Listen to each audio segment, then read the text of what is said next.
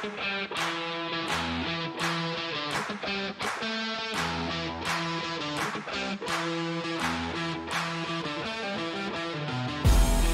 is an excellent display here from Rikki. Very good job. So it's pain unending. Oh, unending gonna pop notification. Wait, what? You ever seen a pain that big, Bravo?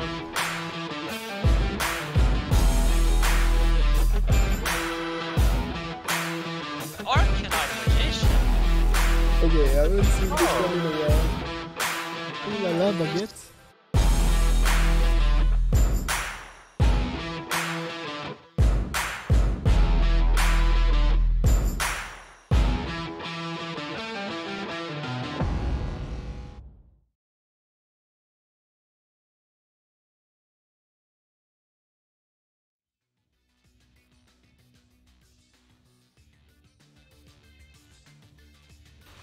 Alright, hello everybody.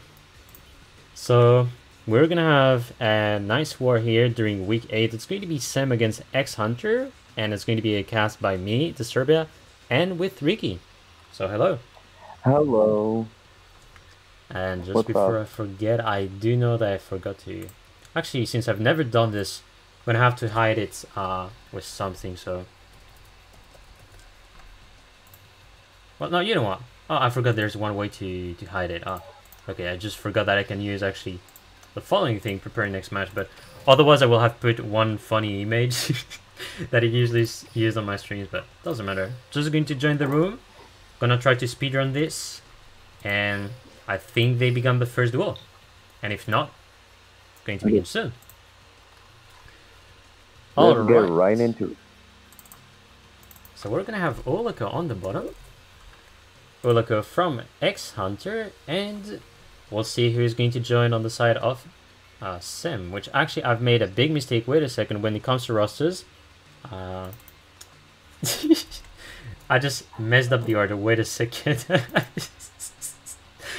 Yeah, I think Okay. I think It's fine. you It's getting mixed the fixed. rosters. It's getting mixed, but it's getting fixed. Okay, hasn't happened once that I've made such a mistake, but okay, that's fine. So now we're gonna see who's going to be the next player on the top as well.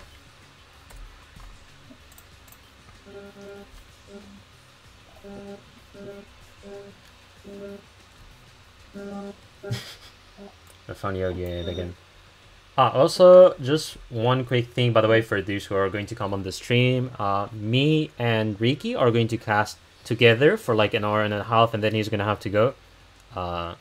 So I'm gonna be doing the rest of the casting. So we'll see how the war goes and try to cast as much as possible with the following games that will occur. Pretty much going to go like that.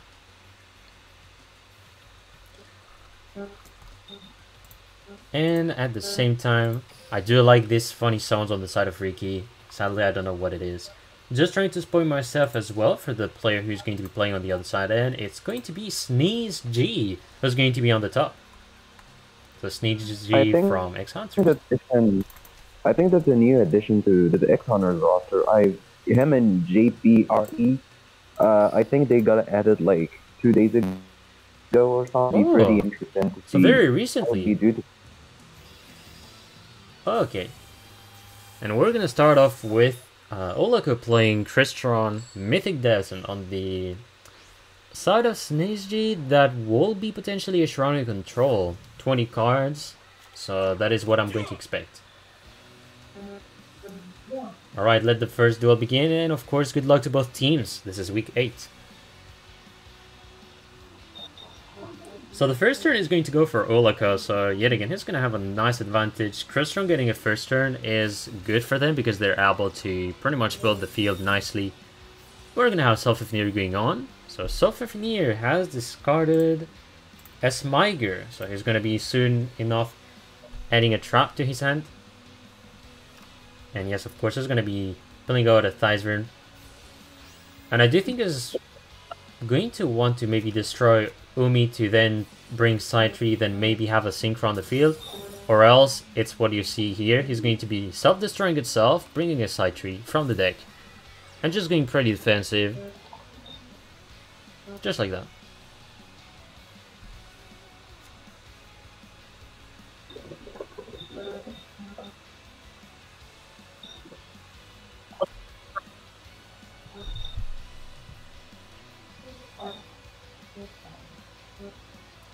Alright, so now it's the turn of Sneezy. We'll see what happens. So, the good thing for Sneezy, in case he's playing Shiranui, is he's not going to get negated. Unless Oleka's set card was Findy Shane, that could also happen. But I don't think Findy Shane is often played on Mythic Devs builds, so the kind of cards you will see when you play the Mythic Devs version, you're going to have the traps from Crystron, so Crystron Impact, potentially Entry as well, but I don't think it is really played. Of course, you're going to have Sea Stealth Attack, then you're going to play Cosmic Cyclone and Forbidden Lance. But it still can happen that in Mythic Devs build you want to play maybe 1 or 2 Fiendish Chain. That could also be a possibility. Concha. Hello before dawn. So now we have a Gozuki that has been summoned using its effect, which is going to be sending Spectre Sword to the grave. Alright, so far one set card on Sneezy's side. I think it's good that the Crystron player went first because it's usually a bad matchup. But I feel like if Crystron like have their usual setup of like Citrus Impact, like they can like trick and use the impact to have a chance to go to Black Rose, which is really beneficial against Shiranui. So it's gonna be interesting to see who wins. I think it's gonna. I still do believe it's gonna revolve. It's gonna revolve around like the back row of the Shiranui player and how strong they are. Because I feel like if like he only has one good back row, it's gonna be over for Shiranui really soon. Exact. No, the other thing I was having in mind is that if you play the leveled application skill, you generally have builds where you have a lot of staples or like pretty much back row, which is good to defend your Crystons. So if you, for example, go second, you sometimes do not mind that much because you have ways to come back because you're like stopping the plays from your opponent. So now we're going to see a nice Coral Dragon, and of course using the effect of Sixty Quill. The level application version runs more like tech cards like Cosmic Cyclone and Forbidden Lance, which can protect you against the Shiranui card, and like for SSA you have to replace that with the SSA package of Citadel Whale and like Sea Stealth Attack. And now we see the Ballista squad from the Shiranui player, and usually that's not really good, it seems, because like Tributin, the Gozuki, is not really that good for the Crystron player, but like that's a good use of like Psychic Wielder because he can force out the Lisa squad. Exactly, he's wanting to force one of the staples to be used, and also helping itself out because Coral Dragon, when it is sent to the graveyard, you get to draw a card, which is very good for decks such as Crystron.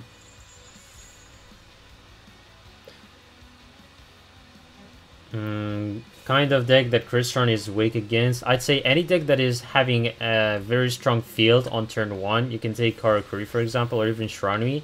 They can pretty much, let's say, disrupt or just perturb Crystron's play. You also have Goki, which sort of is the same. Like anything that is being a deck with a lot of back row, it can actually be fatal for Crystron players. Especially if you have timing to destroy the tuners, or just any card that is about to do a certain play, then it can be very, very bad for the Crystron player.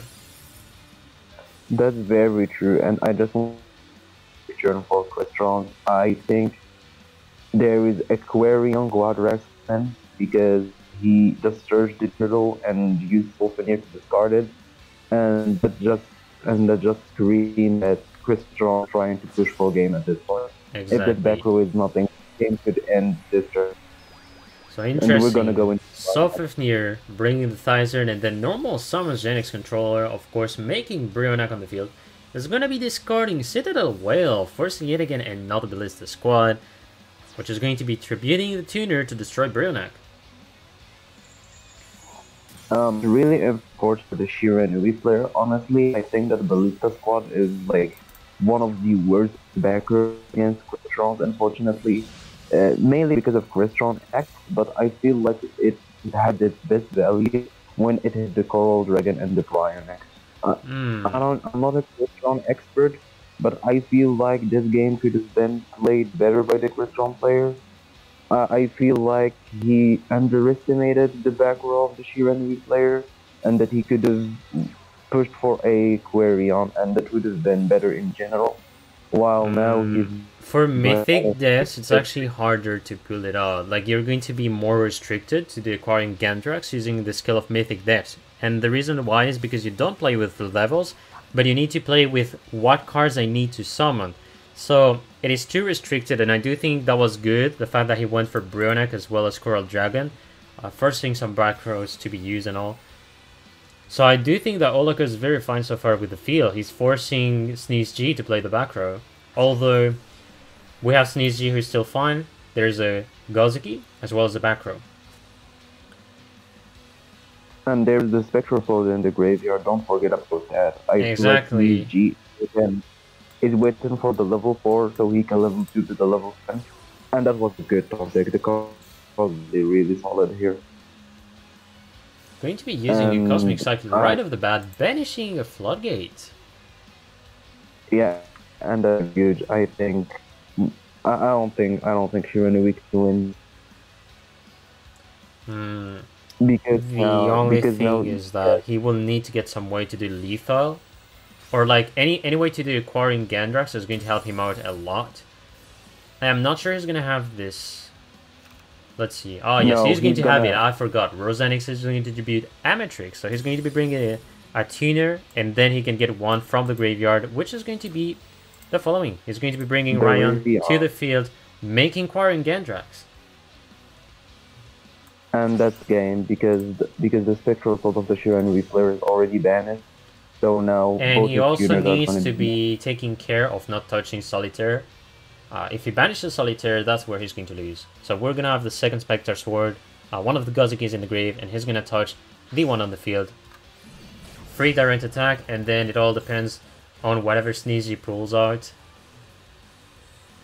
I don't think he can. I don't think there's any card that can save him. Maybe if almost nothing can delay the lethal, but it's just not going to be enough. The thing is that the control version for Shiranui, you do not play Kadon, which is a trap that has been used often for the combo Shiranui version, which is another build of Shiranui. If he was playing that, he can banish Solitaire, then do more plays, but because he's playing more staples rather than Kadon, it is restricting himself. But he is going to have a Fiendish Shane doing some tempo. The problem with Kadon and Control Shiranui is that the deck doesn't smell as much. I've seen some decks that run one Kadon in Control Shiranui, and it's not something that I agree with because like it's really only a good card late game, and I don't think I'm gonna see it so early in the game. Exactly, and he's gonna have a top deck Forbidden Lance for the game. Olaka is going to get the first point for SEM and from the bar. Oh, say. I mean, honestly, he didn't even need Forbidden Lance. He could have used the Rosenex effect, banish, summon the token, then use Citadel Whale from the grave, tribute the Duel monster, and summon the whale for game. But yeah, like cool, the Forbidden Lance was the nail in the coffin. That was a good game, not gonna lie. Chris Strong's taking it over Shiranui. He beat the bad matchup, which is really good for him. Exactly. I could expect a repeat from Xhunter's side right now, but I'm not sure if they wanna go for the trick really early. I think they could if they think they have good cards for that, but it's no. And you can't tribute token.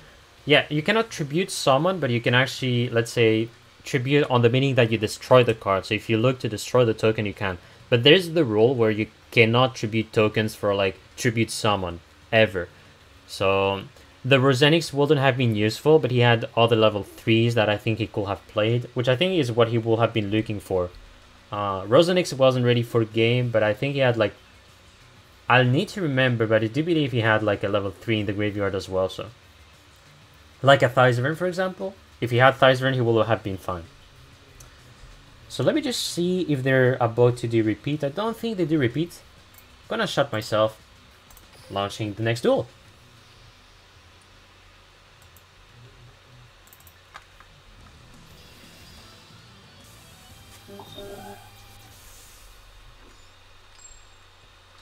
It's gonna be Yami Yugi for Sneeze G this time. 21 Already cards. I do have the impression Already maybe he's interesting. playing Karakuri, or else it's going to be a Dark Magician. I don't think it is Magician Girls, which could be a possibility, but I don't think I've seen any 21 card Magician Girls so far. So let's see what he has. I think it's definitely Magician Go, because if it was DM, we would have seen the animation of the balance skill, and I don't think any Dark Magician play another skill with Yami Yugi that is not balanced. So I think this is definitely an Invoke deck. So on paper, you would think that bringing an Invoke Magician Girl with Shiranui is a bad pair because both decks have the same counter, which is Dark Magician, but it's fine as a starter. Like, there is a 99% chance that the starter deck is not going to have Dark Magician. So yeah, the reason why I thought about Dark Magician was because you can still maybe play restart. So I thought there was maybe a timing for restart, but there wasn't. I mean, we also joined sort of late the duel, so we cannot really see if there was any timing. But yeah. So this is really interesting. The Fairy Surge the Fairy, which makes me think that he had the Fire Magician Girl in his hand, or the blue one, because I think if he didn't have them, he would search for the water one 100%. Exactly. And the Crystron, and this opening hand is very weird for Invoke, and the Crystron player already fired off with this Scrap Recycler, which is already looking bad for Magician Girl at this point. I mean, this matchup is pretty tricky. It depends on whether Crystrons can set up their Sea Salted deck before Invoked Magician Girls can game them with Invoked Purgatrio. Exactly. But the invoked player opened really weak that I don't think the Crystron player gonna need SSA in the first place. So interestingly, out of all the monsters, is going to be bringing a Brass Turtle on the field. So I know a lot of people do like to bring Price Turtle because you have high defense, but one thing I do like is have an early Price Turtle in the graveyard as well, because if you want to play fast and do your combos, it is one of the best cards to have in the graveyard. So we'll see how he does with this kind of field. I think he brought the turtle because he already discarded the Cisvern out of the Soul Veneer and he wants to use his Grave effect, and you can only use one effect of the Crystrons once per turn. So if you use the Grave effect of Cisvern, you can't use his effect to pop something to summon the Crystron. Yeah, but then you can still bring Rosenix. The idea is that the two monsters you usually bring, let's say turn 1 or turn 2 for a Mythic Depths player, you're gonna want either Price Turtle or Rosenix. So the two are pretty good. Going for Thizern is only depending on your hand in case you didn't have it in the graveyard. So as you said, it's never going to be special summoning the Thizern from the deck, because then of course cannot use the effect from the graveyard. So he will have been able to summon Smyger or Rosenix or Price Turtle, one of these three. So he decided to go for Price Turtle because he is guessing that the monster will be destroyed at some point. Or the other solution is because he doesn't want this card to be banished by the opponent in case he gets to summon a Leicester, use Invocation, and do a fusion for Cositis, which for example banishes Price Turtle. So that will be one of the other reasons. Also, the thing is with Crystron players is that right now they try to save their Rosenix in their deck because they like to do that Coral Dragon Rosenix, where you discard the Rosenix with Coral, banish it for the token, and go to stand G. And this is why I think he went for the Turtle and not the Rosenix. Yeah, could have gone for that as well. And we're gonna see on the field Chocolate Magician Girl using the effect. Yeah, as I expected, he had the water one. That's why he searched for the fairy. And he discarded the fire, yeah. And also, Gridby saying in the chat that he probably have a tuner 3-star in hand, so talking about Rayon, could be possible that he drew a tuner as well. But usually you're not going to summon Rayon early, at least on turn 2. There's few times where you're going to be like, I just summon Rayon because the next turn I do want to summon Powered Exectron to avoid battle damage, or just evict damage in general, or just being destroyed. But in most of the cases, the one you're going to want to summon is Scythrix. But yeah, possibly he has Ryan in hand. I'm actually really curious to see if the Crystron player is running Gungnir. And Gungnir has been a card that I have been seeing a lot in SSA decks. So instead of going to Sam D, you use Coral Dragon, discard Rosenex, top a back row. Then you summon the token and you go into Gungnir. And you draw a card of Coral, and then you can use Gungnir and discard the card you drew to pop another back row. I have been seeing this Gungnir deck a lot. I think the first person I've seen play this deck was Daniel Yu-Gi-Oh! And it would be pretty interesting to see it on the Crystron player side. Yeah. Because I think it's a really good idea. So Gungnir, I actually never heard of that combo before, so that's the first time I listened to that. And the Undying top deck was really good for the Crystron player, as now he can send the Citadel Well. And Citadel Well screams SSA, and SSA screams bad news for Invoked. And he indeed had the Rion in hand, and he's going to go discard the Rion.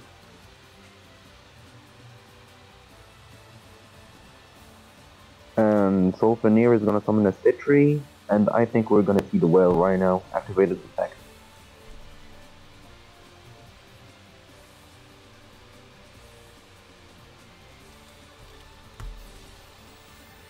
We see the Floodgate from the Invoke, but we see the Forbidden Land. That is going to be a big hit. I think he's going to be looking to do Black Rose, I believe. Yeah, he can do Black Rose as well. He has 2+3+2, which means 7. And the Black Rose is going to be a pretty big wipe of the field. Not only that, but he's also potentially going to be saving the Umi for later on, which can be revived with the effect of Sea Stealth Attack.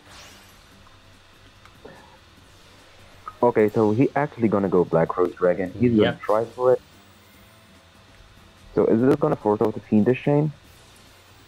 Okay, there is the Fiendish Chain. Yeah, I don't think he can defend himself unless he had a Cosmic Cyclone. But it is still a Fiendish Chain that has been forced. And I think he's gonna... Actually, before I say anything stupid, I want to verify one thing about Citadel Whale. Yeah, he needs to tribute 2 water monsters. I wanted to make sure that the effect of Citadel Whale is only working when all monsters are water. Black Rose being fire, of course. He cannot do so. But he has at least a side tree, so...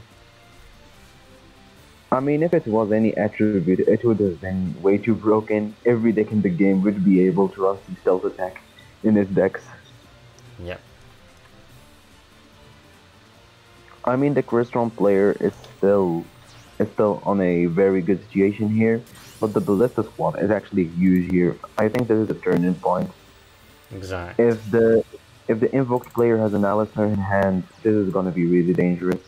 Unfortunately, no Alistair, so he just has the background passes. And this is still anyone's game right now.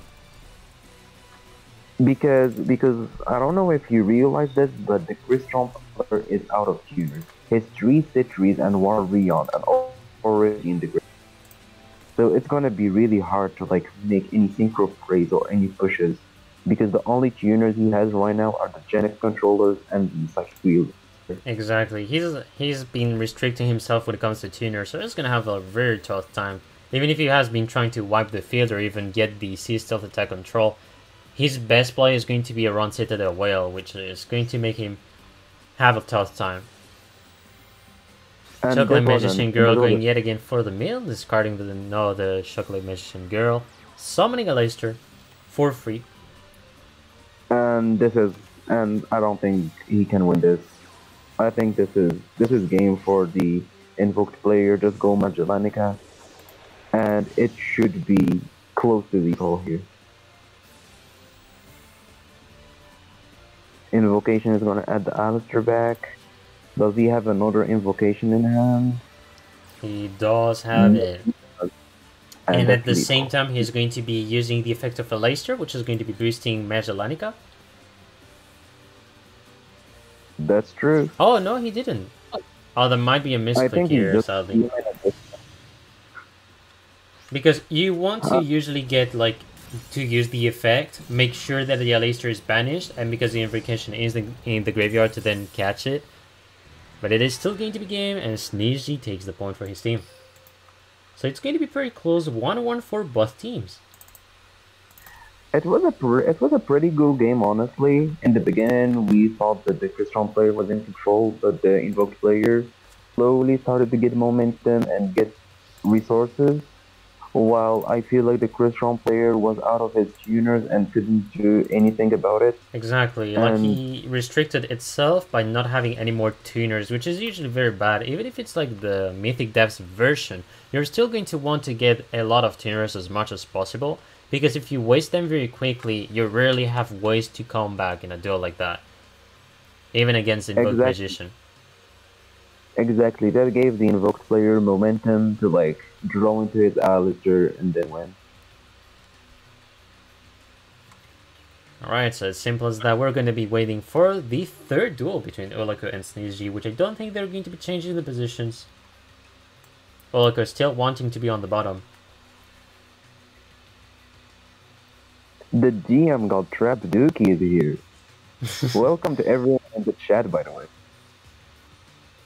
She'll have used more Solfafnir, that as well.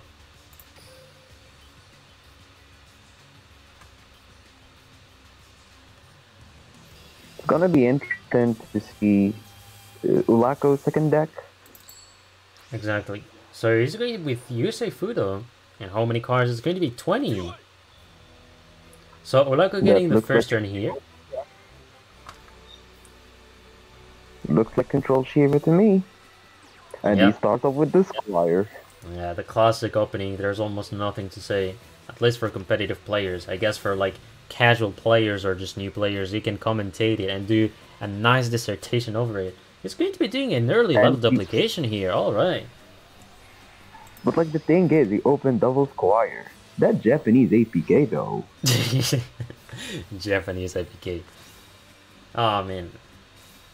Actually, fun fact, I remember like I've been casting a game recently and I've seen some insane APK yesterday. From who?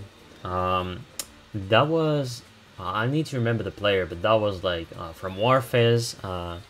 It was Team Rug against FDP. Who was playing actually? Oh, Scorpion. I remember Scorpion. Oh yeah. And I've been told that it was the first time he got the APK cheat code, so just weren't using it, I guess. By the way, something really interesting is that he discarded his Squire. And I feel like if he discarded the Squire, I think that the last card in his hand is the Spectral Sword. Exact. That will be one of the things, or maybe he wants to save a back row. But I do think it is always fine to have a... Ooh, Purga early, oh, okay. Opening with Purgatra very early, which is good for him. Is there going to be a back row answering against the Purgatra is my question. I feel like maybe he should have normal summoned the Alistair instead of setting it, unless he had double invocation. Because I don't think that Shira and Nubi decks are made in Forbidden Lands a lot. They are more leaning towards Lancia, but I feel like maybe he should set it around a card that has been rising in popularity, which is Chain Disappearance. So I feel like setting Alice a safe play, but I feel like it wasn't really needed. But I do agree that Chain Disappearance is like getting played way more often because you're like it is a very good card to stop monsters that are very good with 1,000 attack points or less. And for example, against Alasters it is very good, against tuners it is very good. And such card is like reducing a lot the plays for those who does fusions or maybe synchros. I mean, Chain Disappearance, I know a lot of people like it, but I'm not really a fan of it. I think that you should cards that are only good and in the early game, while they are really bad going second and just really useless in the late game. But I know a lot of people are like against what I say, but like I don't think I would play Chain Disappearance in my deck. It is understandable. It is understandable, although I do understand those that do like it, because with the meta we have right now, a lot of the decks do have... Oh my... Wow, that cool have went very bad. Chain disappearance, forcing the tribute, and he's gonna go for the other back row, which is very good for him. But it depends what back row is it. About the devil.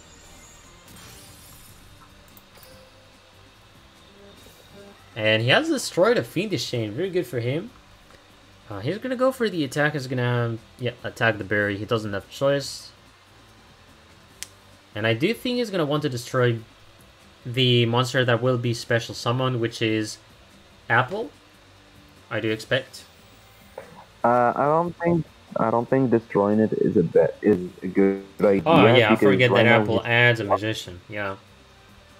If you destroy Apple, you let your Also- opponent add also cards from the grave.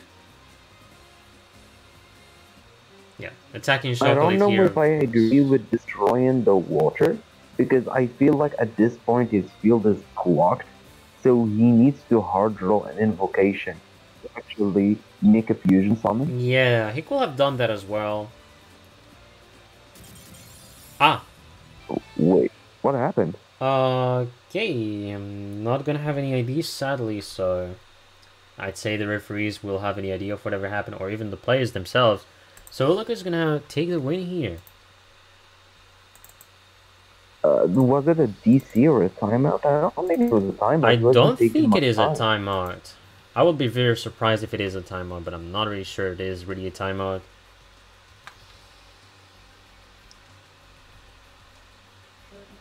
That was really interesting, because I feel like the invoked player was gonna take this home.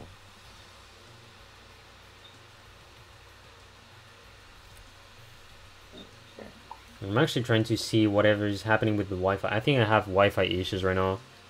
Shoot. Oh no. Fucking... I have Wi-Fi issues. Oh no. Oh no. Stupid internet. It did that yesterday as well. I'm gonna try to apologize to the people. But the good thing is, for those who will watch the video later, guys, do not be worried. Everything has not been missed. Okay, can I connect? It is connected. Should be fixed. Okay.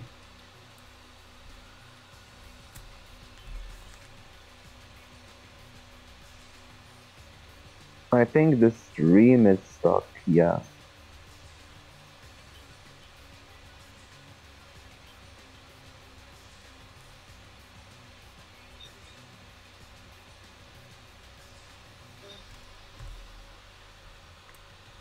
Yeah, I don't know if Oloka has lost. Maybe we have lost the replay. Just in case, you know what? Since we're gonna be preparing some stuff, I think I'm gonna be watching the replay, especially, to make sure that the score is correct. So, since I'm absolutely not sure, I'm gonna try to watch the replay that we missed, that the others has missed.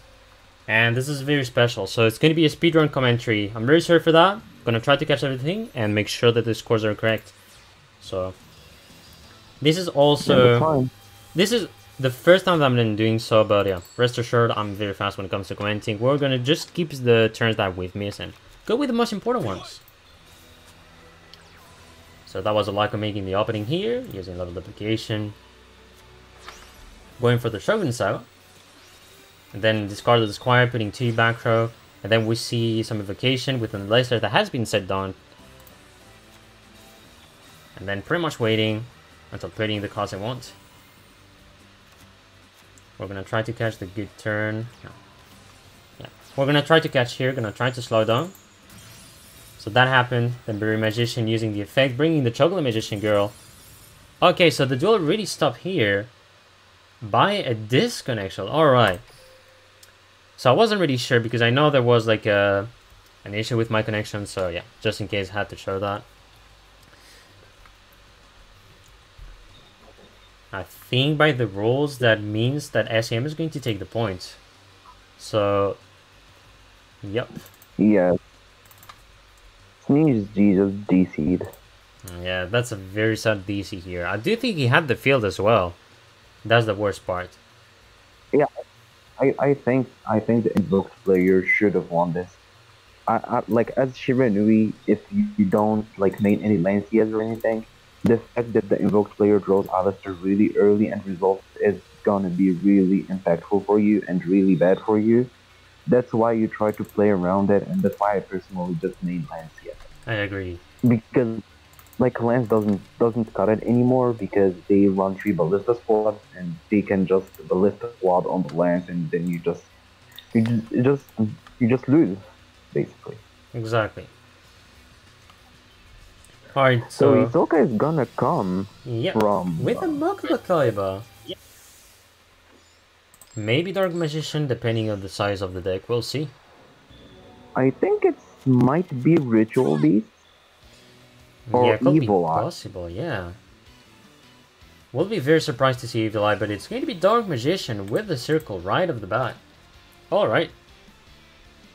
Yep, a classic. See you later, DM being very often played, actually. Very, very often. I think it's a really gimmick skill. Maybe you want to play it for the meme. I'm not a really fan of it. I think if you're not playing balance with DM, you're doing something wrong. I mean, balance doesn't even change much in DM. The only reason why people play balance is because, oh, well, technically I can have a better hand. But you're playing Dark Magician, which you rely still too much on Dark Magical Circle. And at some point it's RNG. And balance just plays a little bit more with the RNG. But it doesn't even matter that much. But like the So you can still play that See You Later, which is still a fine version for what it does. And you still can get very good openings or a way to escape from what your opponent plays. So it's doable. But like the thing is, I feel like you have to increase your chances of opening combo as much as you can. I feel like balance is the best way to do that, and I'll see you later. Yeah. If you want to especially Like, get the circle in hand and then maybe get a navigation guaranteed, like one of the two. Is this a navigation? It's not a navigation.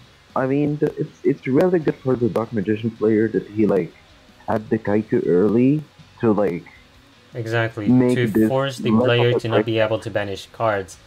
Although there's potentially going to be a card that destroys Kaiku, and if it is the case, it's a free level 6. It's going to be making Fiendish Chain, so no Ballista, which is destroying the Kaiku, but it still negates the effect. Oh, that can be very bad.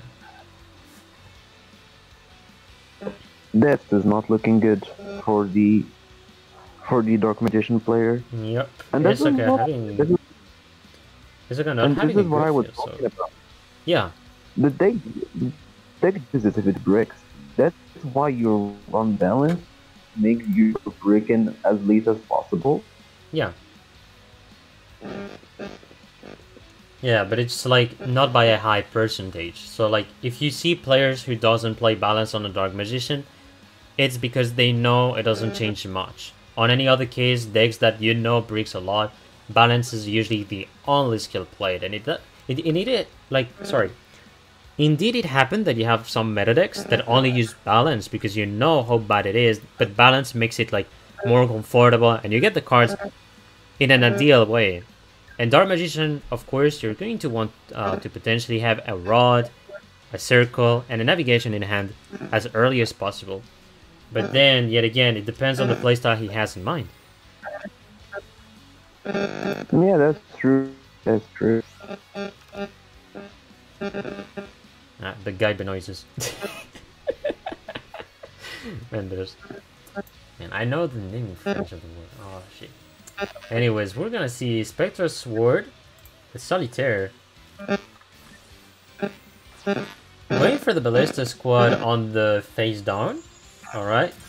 There's going to be popping a Karma Yep. card. That's a good play. Yeah, that's a very nice one. And I think it is lethal if he banishes Shogun Saga. That is the end. Yeah, it's the end, 100%.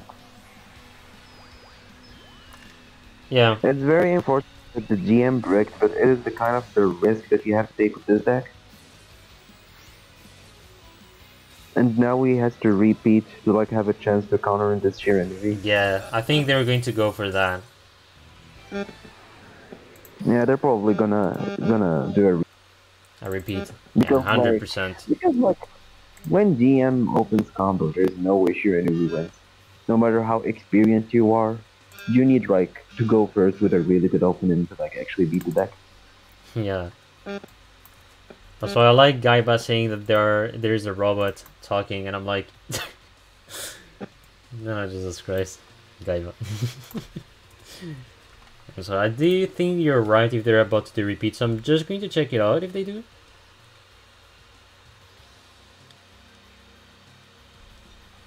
Check-in, I don't think there is a repeat enough yet. I'm just gonna try to check that out. Also, yeah, guys, if you're annoyed by the noises, I'm quite sorry. If you want me to lower the volume on Rikki's side, I can do so. Until, of course, you guys can hear him, but the noises is going to be a bit normal because of his connection, so... I did a little apologize for that. Alright, yes indeed, so... You did the good call, they're going to be doing the repeat. Yes. Yeah, they're pretty much forced with what they wanted to go with, so... Actually, no, wait a second. Gonna go for these kind of repeats. We're gonna just go on the duel. He's on the bottom, Olaka on the top. Exactly the same places. Let's go. And the GM against Shiranui. So here's going to get the first turn. It's going to be Dark Magician again. And now he's going to have to hope that he gets a good opening. So we see the circle, that's already good. Yet again. On the previous duel, he was really unlucky when it comes to draw cards. So he's going to be adding a Dark Magician, which is good for him. But he also needs a navigation in hand or a way to catch it. He's going to have the Magician's Rod. Looking pretty nice for him. That's over.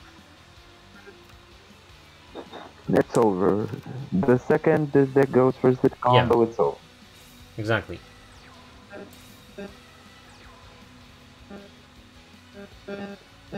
It's actually really stupid the Dark Magician is still relevant after a year. Well, there's a lot of decks in which you could say it's stupid to see how relevant it is, because Dark Magician hasn't really been that relevant until April or even March, I guess. That's like the real moment where Dark Magician got relevant, but when you take Invoked and Shrouding, people were more tired of that. Alright, so using navigation, he's going to want to banish the Gozuki, and there has been no Forbidden Lands. Maybe it's going to be used after? Depends on what Olaka has opened.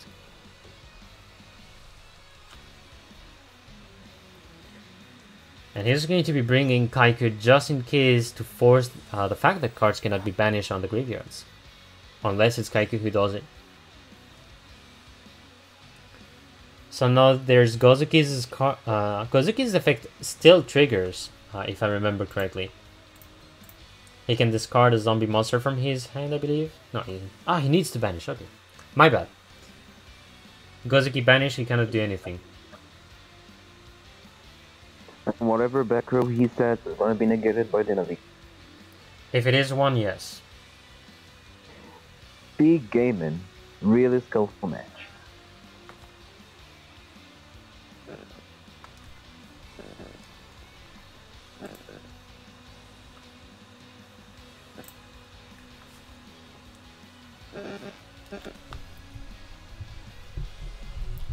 Parasite noises. I think I remembered finally the translation in English.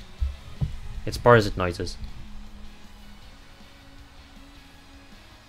I think it's the echo of my mic. Actually really bad, I apologize for that. Oh, it's fine, it's fine. It's how it is, sadly. It does happen. But yeah, I was just like trying to think of the translation before, because like I say bruit parasite in French, and I was like thinking, what's the translation in English? And for a long time I forgot what it is, but now I have it in mind. Yeah, he's still going to set back row. He's going to be setting 2. So it is not lethal unless he goes maybe for a... No, he's going to not have lethal. Unless there's maybe... Magician of Dark Illusion is like the only way he can do lethal, I'd say. That's the best card he can go for. He tributes the Rod, tributes the Dark Magician, and with Illusion he can bring back a Dark Magician from the graveyard. That's the only way. Oh, he's gonna go for See You Later. Alright. He's gonna try to like return the Rod and almost summon it again to get effect again, which is... It depends on the card he wants to get, in my opinion. Maybe another navigation. No, he's gonna go for a Dark Magic Entertain. Okay. Very interesting. That's a play I haven't seen often, but I do like that. He's preventing that he doesn't have lethal, which is why he goes searching for Dark Magic Contain. But it is still going to be lethal, no matter the situation. He's going to get the win for his team, and it's going to be 3-2.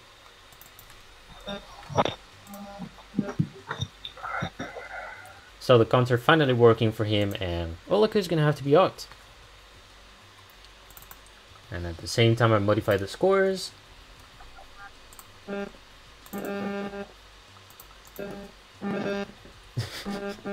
This noises. Olaku did really well. Yeah.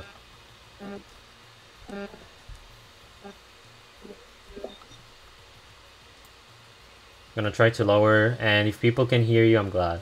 Just gonna try to see how it goes with the volume. They can tell me about that.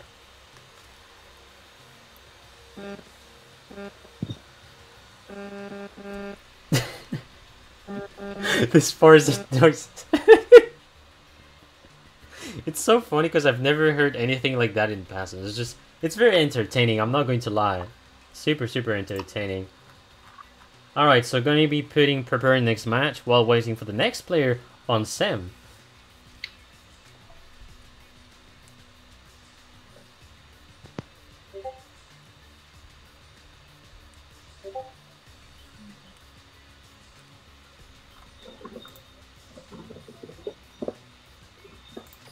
So just in case, is there anything? No? I unplugged and plugged my headphones again. Is the noise still there, or is it still?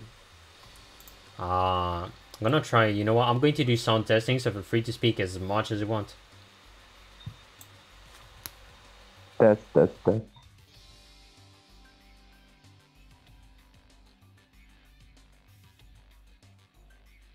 I mean, I'm gonna be honest. It's $82 headphone in Morocco. Oh yeah. I do not. I understand. No problem. It's really expected from it. Not gonna lie. Like I know I have a friend of mine who did streams a lot in the past, but right now he's like busy with his studies. But he's from Morocco as well, and he has done some Duel Links stream with me with like a Meta Weekly organized, and there was also Shadowverse. Like he's the one who incited me to pretty much do the streams and all. He had some issues That's with his really late mic. I remember that. So, anyways, Rainbow is going to be joining the table. With that words icon. Yep. And it's set up high. It's either restart, Karakuri, or Blackwing. I feel like it's gonna be He's restart. going to be playing Blackwing. Is all right. So first turn is Okay. going to be for Hisoka yet again. I feel like people are bringing the Blackwings back because Weather Painter has become a really famous counter deck, and Blackwing just demolishes that deck better than Karakuri. I don't know if I agree with this logic. I don't think you have to like bring a deck just to counter Weather Painter Yeah. specifically. The thing is But that... I mean, Oh, speak. Go ahead. it's Blackwings. It can deck some games, I guess. I don't know. The thing is that I don't think they bring Blackwings just to counter Weather Painters, because they just bring it because you bring a field with pretty strong monsters anyway, and even if the counter draw has been like semi-limited, they still play very good staple cards. They're going to have offerings to the Doom, Forbidden Lance, Cosmic Cyclone, so they still have ways around it to make very good turn 1s, or even better turn 2 if they get the cards. And the see you later here on turn 1. Alright, setting 2 cards. Looking pretty solid for Hisoka. So yeah, I think Rainbow can still find a way to win. If he drew Simoon, he's going to be fine. Even if it's one Whirlwind, he's going to be able to play around the back row, and he's going to be able to do most of the plays he needs to do. So let's see what And happens. open double Simoon. Yeah, double Simoon, and of course he's going to want to discard one of them. there's like very few occurrences that you're going to want to save one of your Simoons, and it's all related to the opening hand. Canadia is going to pass through, alright. Now my question is going to be if he has Magician of Dark Illusion, talking about Hisaka of course, and I don't think he has. I actually about this play, he had a combo. He could have done was Chain Navigation for the Simoon, and with the Chain Links order, Circle is gonna be able to banish Simoon before Whirlwind triggers, so he searches nothing, and then he Nagi the Zephyros that we see on the field, and the Black Wings player's turn is gonna be open. I think he did it in the wrong order. I think that's a huge misplay, but I don't expect much about Dark Magician players, to be honest. I do think he has played well the staples though. Doing Canadia then Navigation, I still think it is way better than like going for an early Navigation. Because, well, yes indeed you could have done the Canadia, but then you can see if you have used the Canadia just to put face down a Zephyros, for example, Zephyros can still do something.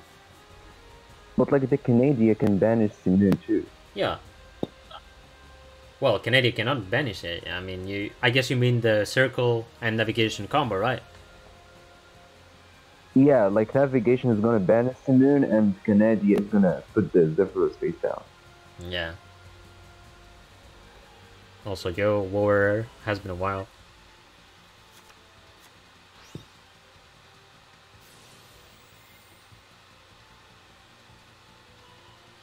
Yep, no questions asked. Zephyr's banish.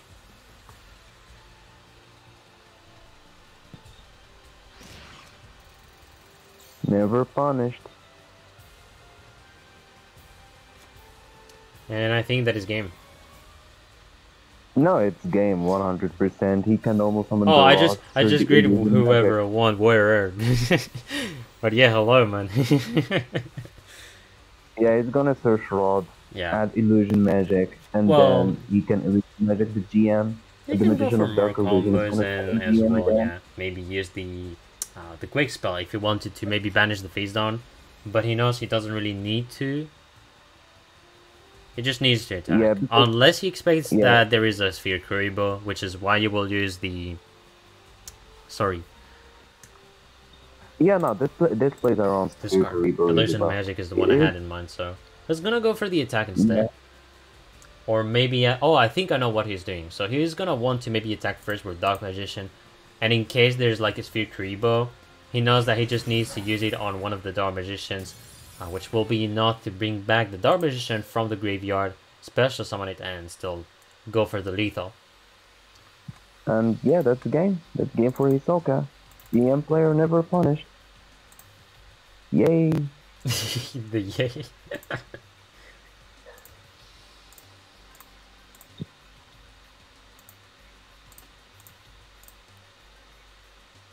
So I'm just trying to see for the records of both players. So Rayma is on top.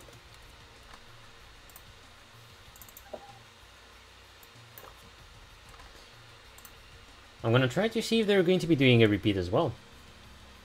And they go for the repeat, in fact. They're going to go yet again for Black Wings. I mean, I think what they brought was for the counter, so 100% understandable. Yeah, usually Black Wings should destroy DM. Exact. Plus they had turn 2 as well, so... But yeah, like full combo plus Kanadi is really hard for Black Ones, unless they have the Cosmic. But let's see, so Black Wings go first this time.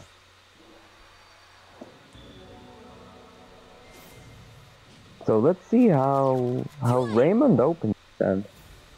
Yeah, exactly. Since he has the first turn, that is going to be beneficial for him to set a field and secure it, because one of the few ways that the Dark Magician player can maybe set a nice field is if he's able to special summon Dark Magician early.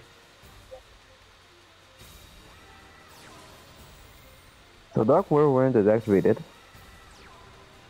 The normal summon Simoon, it's a pretty respectable play for going first. Yeah, even if he doesn't have Simoon, it still can be fine. But I think he's gonna go for maybe Ancient Pixie or Ancient Fairy, one of the two. I don't think that Ancient Fairy is a good option against DM because Necroville doesn't do anything against the deck. Except could maybe expect restrict the Pixie, though. navigation, which is the only thing he can do. Yeah, it's Vixie. It's Vixie. He wants to draw one. That's fun. Yeah, That is exactly. Plus drawing a card, which I think is a good option. And he also needs to save the Rikki for later on, and to force the navigation to be used on Rikki. So he needs to save it. If it's a back row, if the back row is CC, I think it's fine. It can be a CC, it can be an Offerings to the Doom. We'll see what it is.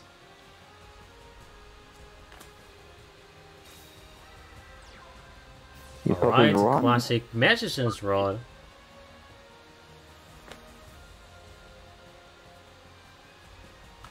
This war has been pretty back and forth, not gonna lie. Yeah, exactly. It's pretty fun. Been pretty fun. I'm always feeling that there's like, with me when I stream especially. So fun stuff. Alright, so the Cosmic Cyclone that is going to banish the circle, which is very nice. Yeah, that's good. For Raymond, who's going to have a nice field. And it all depends on what Hisoka has as a back row, but if he has a good back row, it still is doable for Hisoka. But yeah, like, sometimes when I peak streams or games, the first half of the war is like, you know, pretty close. And then there are moments where the second half, it's just APK. Pretty much goes like that. Which is fun. I remember the Clan Wars war I did with you where we had to watch like 4 invoke snares in a row. What if Fusake was crazy? That was an awesome moment. They were about to make a huge comeback, by the way. That was crazy. That was. I think that was still the longest clan war that happened the whole season. But they said that there has been one which lasted like, I don't know. There are people who said that one lasted 4 hours and 30 minutes. But for me, I was like thinking about the rounds, and yeah, 4 hours and 30 minutes for a clan wars. I mean, that was pretty huge. Yeah, that's really huge. 4 hours and 30 minutes playing this game. I'm not down for that, not gonna lie. I will be down, honestly. Because at some point, the day I'm going to be like, oh well, speedrun time. You pretty much are forced to play 4 hours continuously, 5, 6. There are people who are pretty much crazy. Like I remember Deuce, who does like a marathon. They like play a lot of different games from the same series. And it's like a real lifetime speedrun, and they go for like, I don't know, 120 hours, for example. Which is a lot. Yeah, that's true, that's true. Okay, going for Tribute to Moon. Interesting, not gonna lie. But yeah, so one thing that needs to be remembered is that Zephyr has used the effect. So it's once per duel, you cannot use it again. Canada is going to be used on the Simoon. And I think there's going to be a navigation. Or not. First of all, Magician of Dark Illusion is going to be special summon. The Pixie on the field is actually really good because I don't think that any Dark Magician can beat over it without the circle banishing it. So, like, keeping the Pixie was actually well thought from Raymond. It's actually a good play. Yeah, I think there are some points where some of the plays can be obvious, and I mean, against a deck like Dark Magician, you sort of wanted to draw fast, so that's why he goes for it first of all to get the draw. And the other stuff which is going to be beneficial for him in terms of matchup is that the monster has 3000 defense. So one of the few ways to defeat him is by, well, multiple ways. You can switch the position of Ancient Pixie Dragon, have it in attack position instead of defense. You can also use, how is it called? There's a spell the Dark Magician can use, and if you control at least one Dark Magician, the monster gains 1000 attack and defense, which is another way to deal against Ancient Pixie Dragon. For a Dark Magician player. I think you're talking about Dark Magic Expanded. Exactly. Dark Magic is Extended is the card I was mentioning about. So looking like a very nice field.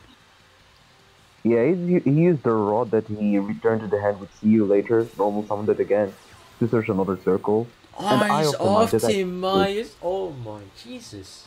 That's huge. That's actually huge. That is going to... Whew. So, he's not going to have lethal, but he's going to have attack power. And my question is going to be that I think he's going to go for the Simonin phased on defense position. Because if Ancient Pixie Dragon uses the effect, he can still negate it using Dark Cavalry, so he doesn't need to worry about that. At least that's what I expect, so... Actually, personally, I wouldn't know what to attack in this situation. I just said nothing. He has Karma Cut. Hisoka is still going to be banishing the monster, and I think that is game. Dark Cavalry is going to be doing piercing 1,600, and then at 1,600 it makes 3,200. It is game on this turn.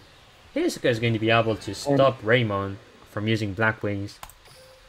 And gets a point for X Hunters. And they didn't even open a combo this time. Yeah, Hisoka had an insane opening here against the Blackwing player. That was a very, very good opening for him and the whole team pretty much. It's really impressive for DM to beat Blackwings twice in a row, actually. That's really good and really huge for honors. The thing is... Because... Oh, please speak first. Because I think this is the first time where X-Hunters are actually in this war.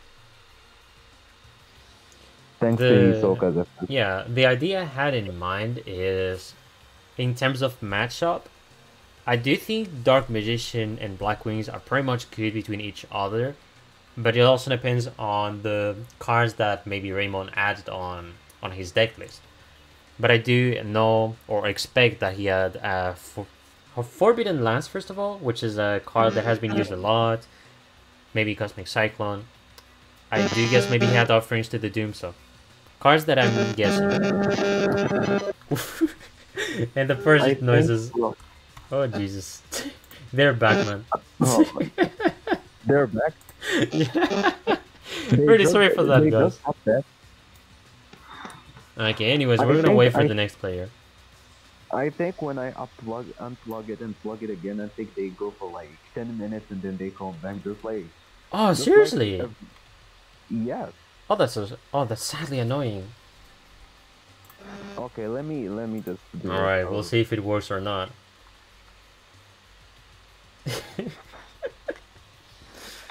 Really sorry for that, guys. Yeah, just in case it can mute, or else I'm just lowering in case the Discord volume. And if I need to, I'm just going to lower it to the max, so rest assured, guys. Okay, wait. Yeah, there are still some.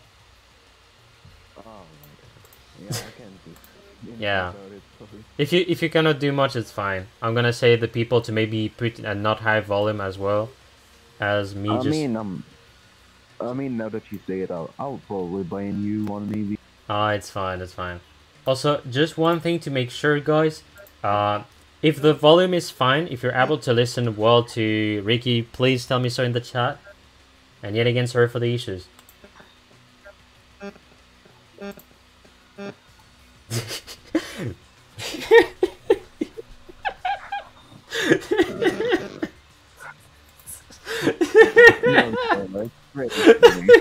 It's pretty fun, you're not gonna lie.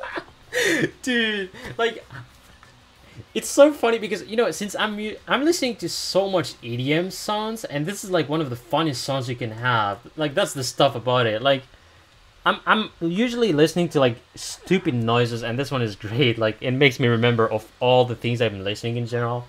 Oh my Jesus. Ah, yeah.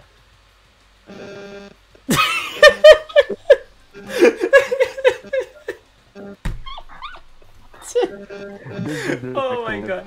Well, it's gonna be like that. We have no choice, guys. But anyways, we're gonna go with Hisoka against Grimjo. Okay, rest assured, guys, the commentary is still going to be serious. But yeah, we're gonna have the funny noises. And if you want me to lower more the voice, I can do so. So, okay, just gonna let it at 60. Hopefully you guys can listen to it. Oh, Grimjo is a French player. He is a French player, yes. It's the older brother of the GLF Brotherhood, I'd say. Like, he has been for a long time and is one of the players I got to know as well from the French community. And he's also very solid so far in 2020. His best deck for sure is going to be Crystron's. So let's see what he does. I mean, I was on HNT when it came to the French community. I don't know if you knew HNT, you mean, so Hunter. Yes, HNT. Yeah. Oh, this is such a funny thing because like the moment I joined this server, before it becomes a team, it was more like a server to speak between French, and I know like I have good friends there and even the leader, and they wanted to be more competitive, which is why they went for Hunter. They wanted to try Clan Wars and all, but yeah, I wasn't interested into that, especially when I then left Duel Links. But yeah, I was still happy to see that a new team from France has appeared, such as Hunter. So it's always a good ad for the competitive, I'd say. Wait, did Hunter ever have? Did ever Hunter ever play Team Wars and Clan Wars? I think GLF did. I don't know GLF about has Hunter. done it, but Hunter, I don't think they have done Team Wars, but I'm not sure about Clan Wars. Maybe they played all the kind of wars, but I know they wanted to be in competitive. That's one thing for sure. Yeah, because when I entered Hunter, they were like, we're just collecting the best like players that can talk French, and that's it. Yeah. Well, GLF actually wanted to compete like in Team Wars and Clan Wars. Yeah. So far for GLF, we're making a comeback, by the way.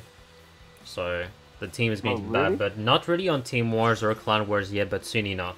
Because we're going to first go for Lel, see how it goes, and maybe if we're interested enough, well, it's gonna happen. But yeah, I think for all teams, it's hard for them to make them come back. Get Grimjo back. I think if you get Grimjo back on the roster, it's gonna be a huge. It's going to be tough because I know him as a player. I mean, he's in a very good team for Team Wars, and I think he should stay on that one. I think he's very familiar with SEM right now. And the other fact being that for the LEL events, or even Warface, I guess, he's with French Slayers, which is a fun team between other French players from multiple clans. One of the main ones being WLM, which is a French clan, by the way. So yeah, I remember double L. They played Clan Wars for one season. I think it was season 5. Yeah, I don't think I don't think. Yeah. Unfortunately, they didn't do too well. So yeah. Like they got a bit demotivated. Talking about GLF, I know that they had like such demotivation when it comes to play wars because of how badly organized or just things went. He's like not having the field, but he's gonna have still 3 back rows, so let's see what happens to him. Going to be tough, although the Kaiku is fine. Oh yeah, say. I remember what happened with WLM. They added max game, and it went downhill from there. Oh, I don't know. Well, I don't have the same history with WLM. Like, I think they're going to be back because first of all, when it comes to Clan Wars, they wanted to participate, so they were like the 51st clan to register, but because the number was on par, and they didn't want to put the clan in a buy position, and I mean the system doesn't work like that. They had to do, they had to tell WLM that they cannot register. So in the end, it ended with 50 clans registered for Season 6. But WLM, I think it will have gone well. As a clan, it is still strong. There are very good players there. So, for me, that isn't even the downhill of the clan, by the way. And the Canadian, which has been trying to be used, but then Forbidden Lance, protecting the Psychic Wielder, which is going to potentially destroy Kaiku. Well, potentially, sorry. 100%. Yeah, 100% destroying Kaiku. That's actually really huge. Destroying the Kaiku here. And of course, the Coral Dragon is going to be here, trying to pot the Kaiku. Okay, I have a question. Is it normal that if I use Lancia at the end of my opponent's turn, he can banish monsters with Circle during my turn?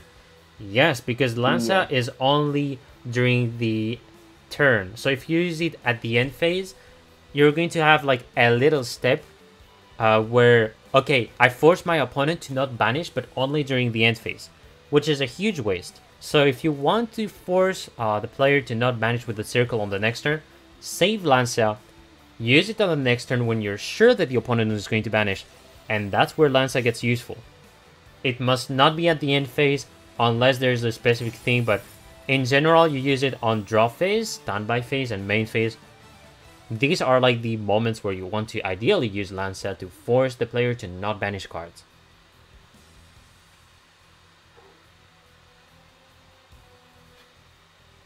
Love the homeland, but let's go Hisoka. All goose need G.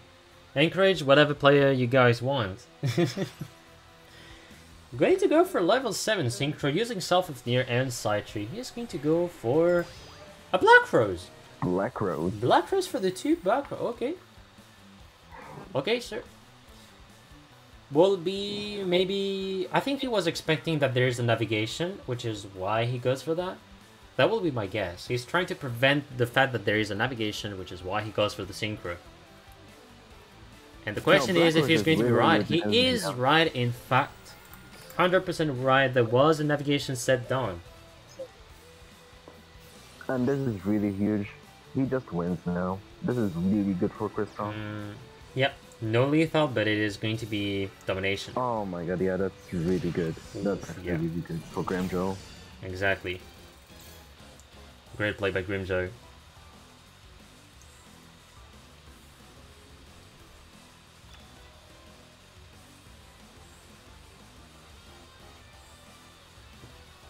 Yeah, exactly. There's almost no way for a DM player to come back. And the Recycler and the Scrap Recycler for more melee as well. And he's going to potentially go for a Synchro, but I think he's going to want to direct it down. But maybe for the swag, he could have gone indeed for a Synchro. Doesn't matter. The thing that matters is the score. Grims are giving another point for SEM. They're going to have the 4th point. So yet again, we're back with a pretty close score, may I say. So Hisoka is going to have to leave the table and let another player play.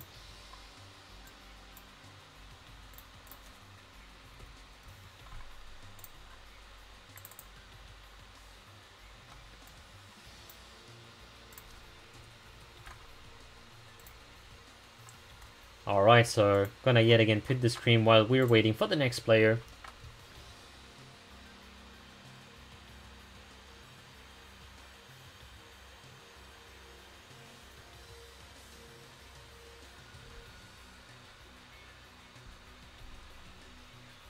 Yeah, I think I forgot the detail about the Lanza indeed. I think, yeah, if I check the effect of Lanza, that is normally indeed at the opponent's turn only that you can activate. So in that case, there's like almost no way you can come back yet, which is quite bad.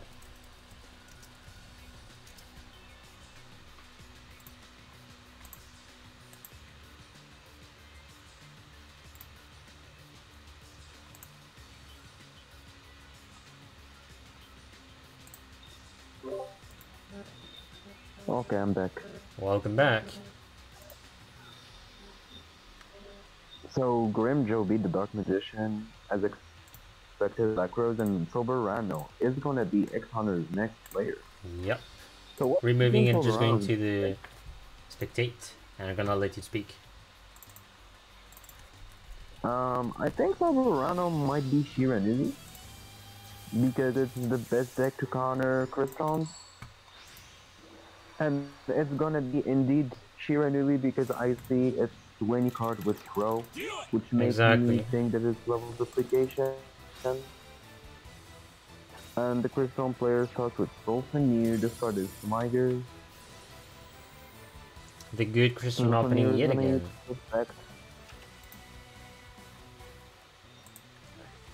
Special summon the Tizern. Smiger is gonna use his effect, vanish itself, add a Crystal impact on his deck hand.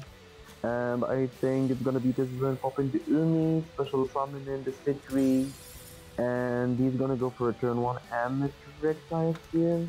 Yeah, he's gonna go in for Amatrix this turn. Yeah, he's gonna go turn 1 Amatrix 100%, and as expected, it's turn 1 Amatrix. This play is really good against Shiranui because they can't go into Hades turn 1. And he sets a couple of back row. Oh, well, a couple, that is the full back row. Well, we know one of them is Impact. Yeah. And one of them is potentially going to be C Stealth Attack, is my guess. Yes, and maybe a TT or Lance. I don't know. But I think that if I was a Shiranui player, I would expect at least as he starts attacking these back rows. He starts with Squire, which is actually a pretty good opening, obviously. Squire over there. This is what you want as a Shiranui player, it's the dream hand for you. And he's gonna go into Shogun. Shogun Saka, then is Squire, draw one, discard. Alright, yeah. So like the problem with the turn 1 Amatrix play is that when you want to use the first round impact, usually you want your set 3 banished so you can impact into set 3 and go with Amatrix and set 3 into Black Rose. But because you had to go into turn 1 Amatrix without set 3's effect, the set 3 is in the grave and the only banished monster is the Smiger. There's also the idea that there are few ways to catch monsters such as Sitri or even Ryan. You have Christian Entry, which can do the job. You have Amatrix, when destroyed, that can do the job of retrieving the tuners and put them back on the field. He's going to go for the attack, and no, he's going to be looking to take Sitri, put it back on the field. I disagree with this attack from Soberano because this attack literally just plays into Seaspell's attack, but luckily his opponent has Seaspell's attack. So that's fine, I guess. I do think he's anticipating the fact that Sunny North, Grimjaw is going to have a very insane field. So that's maybe why he goes for that. And interestingly, he's going to go for Soft-Near Special Summon. Christian Impact, which is going to be chained on the end phase, bringing back the Smiger on the field. Maybe CC in hand. Could be maybe possible indeed. For sure they play Alto. Yeah, they play at least one CC because of the ban list, so it can be possible that Soberano has indeed one. Yeah, it can be possible, but I don't think that Shiranui has been playing the CC a lot because it's not the greatest card this format, at least. I feel like they are more leaning towards Lance or Lancia than CC, but I mean if they had CC then it was a good play. And like in the end he didn't even need it because he always had to attack. He's building for Quarian Gandrax. Yeah, the Rosenex is gonna pop the Spear, summon Rion, and this is Aquarion 100%. Any thought about Transmigration Prophecy in main deck? It is still a very good card in general to put it on main deck, but you're going to put at least one copy. Putting 2, 3, you can maybe permit yourself for that if you play a 30 card deck, but in any other cases, almost never. There are very few decks that do have a nice synergy or like are fine by having a card such as Transmigration Prophecy. Needle Seeding is going to destroy the board. Cleaning up, destroying the 2 tuners, Rosenix, no Quarian Gandrax. And there's timing on the side of Grimjaw is what I expect, so maybe there's a Forbidden Lance which is going to be protecting one of the tuners, or so I expect. That Needle Sealing is really weird. People told me that Needle Sealing is not the best card against first round, and I can agree with that to some extent, but like the surprise factor of Needle Sealing is actually huge. Especially when they try to go into the Aquarion play. I think it is very good in this specific, situation. 2 tuners being destroyed by Needle Seeding is phenomenal. Because you don't have a lot of ways to deal with that. Cosmic Cyclone use on the back row, alright. So let me check the Grimjaw Craze.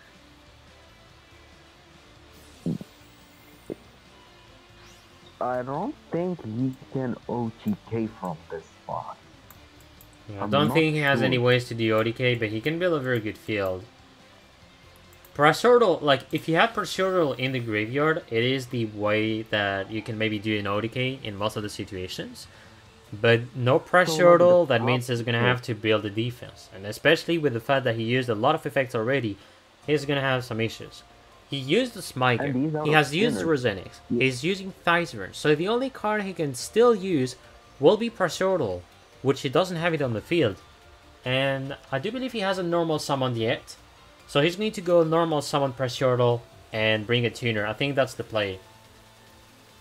And also another problem is that he has 2 victories and 1 Ryan gone, so he only has 1 tuner left in his deck.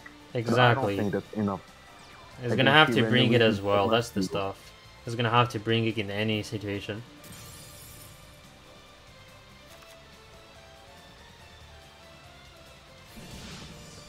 Kander revealing that he's coaching Grimjo. Alright, sir. I love coaching, honestly. Or, like, the single fact that I come into match is always interesting because you get, or try to get the perspective of the players. Subirana top like decking the Lauer Cosmic Cyclone.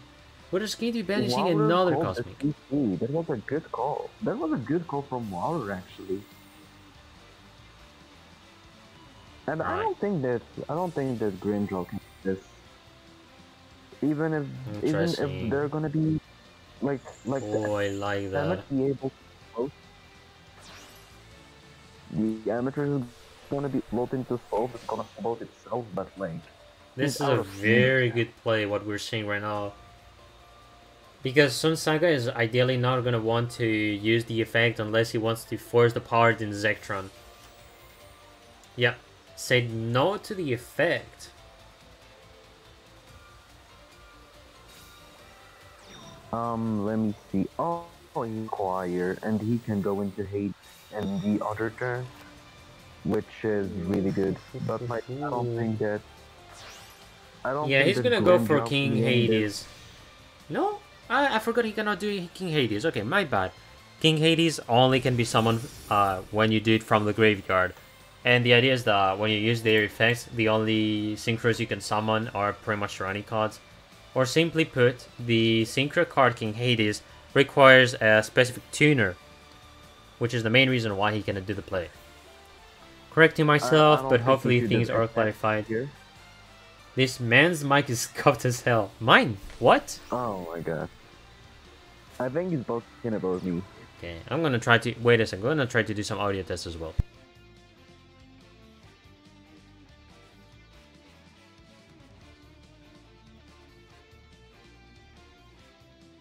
Alright, no, it's not me. But just in case I prevent the fact that my mic is trash, we never know. It's technology. Okay, he goes Full for defense, yeah. Doesn't have much full choice. defense. No I think he Hastor as doesn't well. come in Zexon. Yeah. And now he's gonna go for Revived King Hades, I assume. I actually am thinking why he didn't go for just one monster on the field. He has like already special summoned the Psychic Wielder, then the token. I'm trying to understand why. Because you know that Rion is going to be destroyed first, and then you have the two others.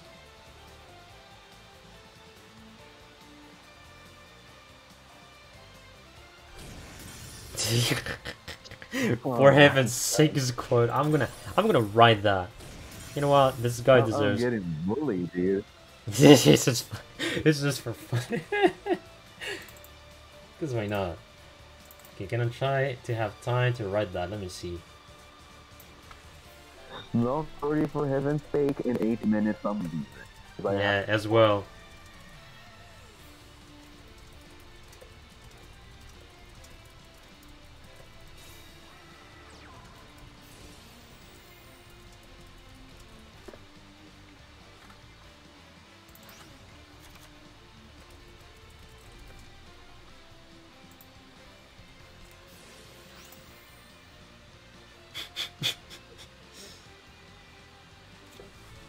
Alright, so still having the Scrap Recycler, which is going to let Grimjo do some build.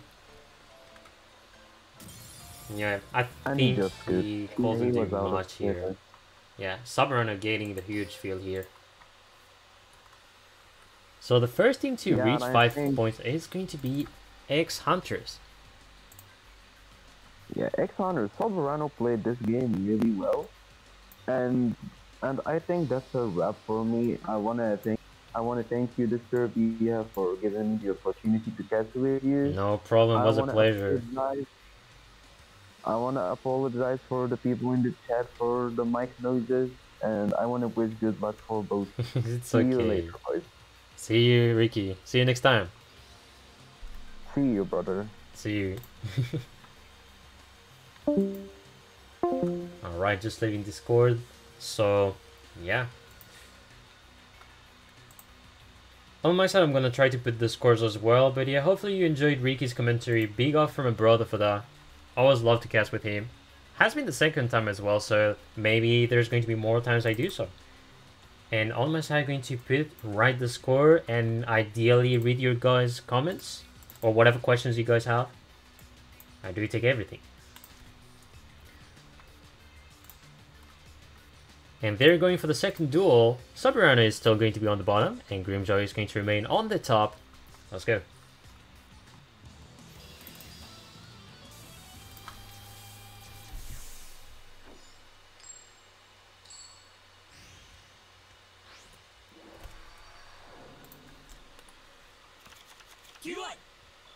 Alright, first turn is going to go for Soberano, so good feel for Soberano here.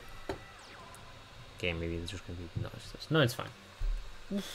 Well, that's quite an opening, having 3 back row, alright. Ouais, merci à toi, Popé Master. Il y avait Rikki là, je pense, t'as pas peut-être pu le voir ou l'écouter, mais voilà. On a eu Mr. Rikki avec nous. Ça fait plaisir. So, Grimjoe playing Karakuri opening with Ninishi. So of course, a lot of things can happen depending on the back row that Soberano has. If he has any way to deal with Ninishi, he's going to be able to do plays. But is he truly able or not, we'll see. Inashichi gets normal summoned, which is a pretty classic move. He's going to be able to add a Karakuri card, which can be a spell, trap, or even a monster, from the archetype of course.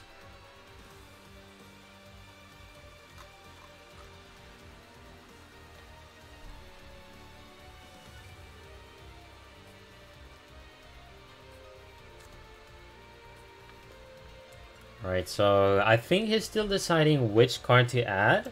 Is it going to be Inashichi? So with Inashichi, he's going to be adding a Karakuri Cash in, so just for the sake of it, having a nice defense. There are going to be some situations where you get to want to get Karakuri Cash Shed, which is a pretty solid counter trap, which does negate the spell trap if you control a Karakuri monster on the field. So, classic move, special summons Kunamzan.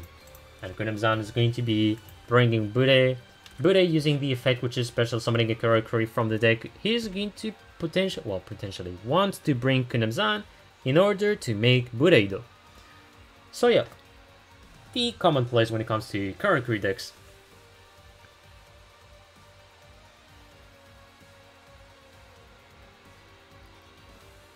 Alright, so Grimjoe is still thinking what to do, or else another thing can be that, as you can see, both teams, they have coach. So like any team in Team Wars, they're going to have a coach, so maybe they can have time to discuss about it in case there's any situation. There are moments that this happen. Okay, I do like what he's doing. Alright.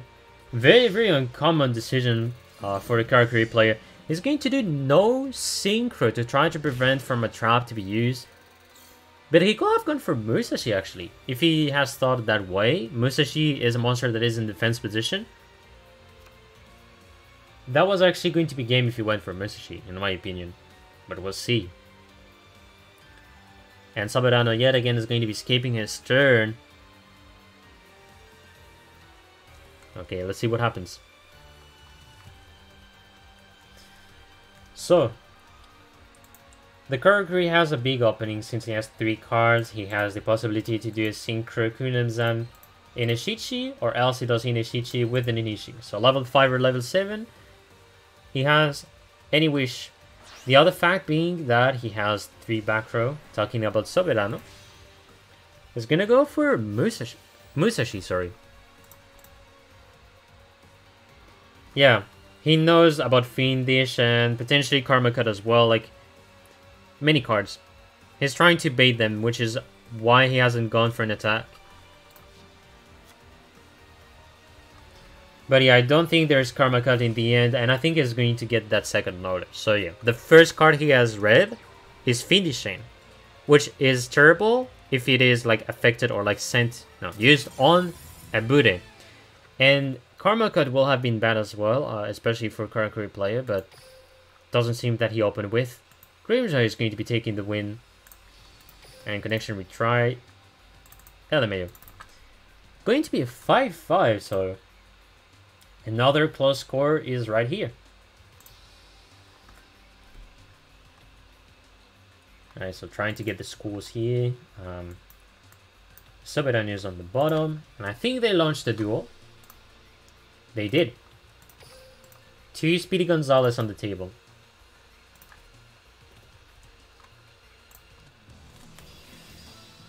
Ishi's or Ishtar? Is this going to be a Ritual Beast? Or a Dark Magician? 21 cards. That could be a Kurokuri. Alright, so the first turn is going to go for Grimjo, getting the opening so he can set a very strong field right off the bat.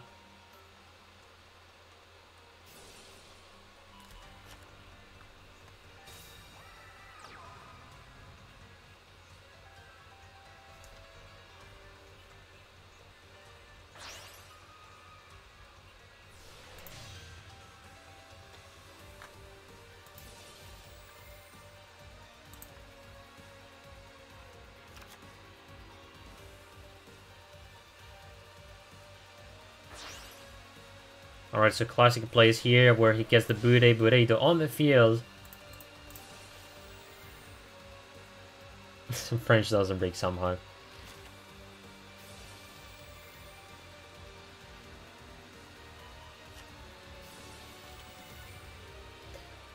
So now he has 3 cards. How many cards is he going to be setting? So 2 so far. A third one, he does have it. So full field turn 1 on the side of Grimjo, which is going to be very hard to deal against.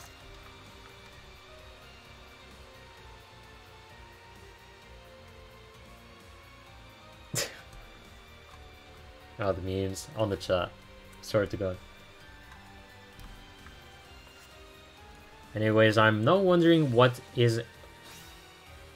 Wow, oh my god. Hero! Alright, I think it's going to be very hard for Hero to deal the plays, but if he gets a way to deal against the cash in, it's going to be very good for him. Trinity is not going to happen unless he does have like the possibility to banish the correct card, which will be very nice for him if so. But it's going to be very hard. So Faris is on the field, and when Faris uses the effect, you can special summon on the spell trap zone a hero monster. Hero Vision to be specific. So of course it's going to be increased on the spell trap zone.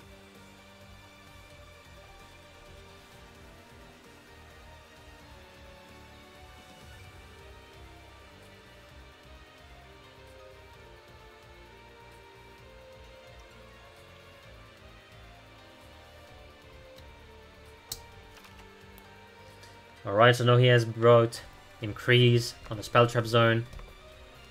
He's gonna have to use the effective increase, I think, if he wants to combo, or else he goes on defensive. Oh, I like that. He's gonna go for the effect of Stratos, trying to pop the spells and traps. So now forcing the cash in to happen. And even better is going to be the increase, of course. Increase is going to debut Stratos, and just by that can destroy the 2 other spell and traps, which is opening for a lot of plays. So that is a great opening for Soberano. No. Oh, the Cosmic Cyclone still happens, which is going to be banishing increase, and I don't think there's more spells traps that will be activated. This is a chain 4 we have right now.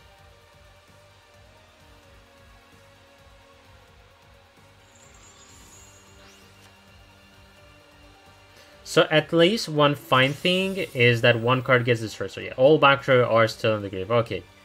Still very good, but he's not going to be able to do more plays, from what I believe. He has normal summon, he cannot do special summon.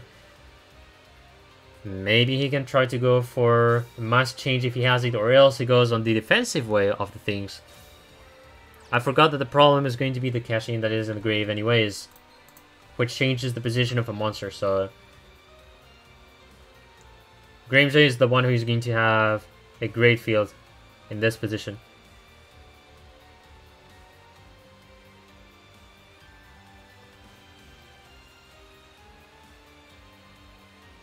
Yeah, exactly, Z plus G. That's the stuff. Like, the hero got pretty much blocked because Increase and Faris is the main combo to bring more heroes on the table. but because of the Cosmic Cyclone, it gets hardly slowed down, so it cannot do much right now. Another Cosmic Cyclone that is going to be banishing a face down, which was a Cosmic Cyclone as well. He could have used the Cosmic Cyclone, I think, to just get rid of the Cashin, but I think he wanted to save the life points, so absolutely understandable. And I don't think he has the back row unless he has the Mass Change. Mass Change could be fine, but still. I think it is lethal no matter what because of the Cashin that is in the graveyard of Grimjo, so... Yep, it was a Mass Change in fact.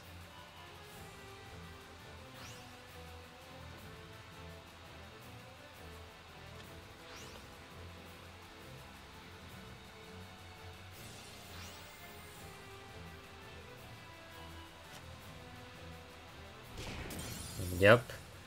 Going to be lethal here this turn 3. So yet again, SEM is going to take the lead point 6-5. So now Soberano is going to have to leave the table and let another player play. Of course from the ex-Hunter roster.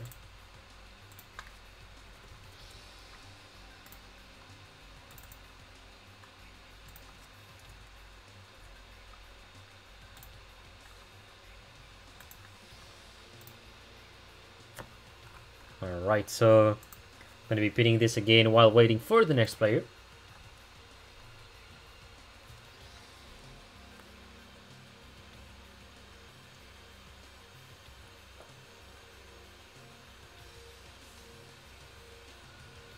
So one thing that needs to be remembered is that Karakuri is always like a powerful deck pretty much. Like every time you get the first turn, you get such a horrendous field, which is hard to deal against. Hero was potentially going to have it, but the Cosmic Cyclone was everything to deal with the game. If there was no Cosmic Cyclone, I don't think there was chances that Grimja wins this duel. But he opened the Cosmic Cyclone, which was enough to deal against Hero, which was lethal.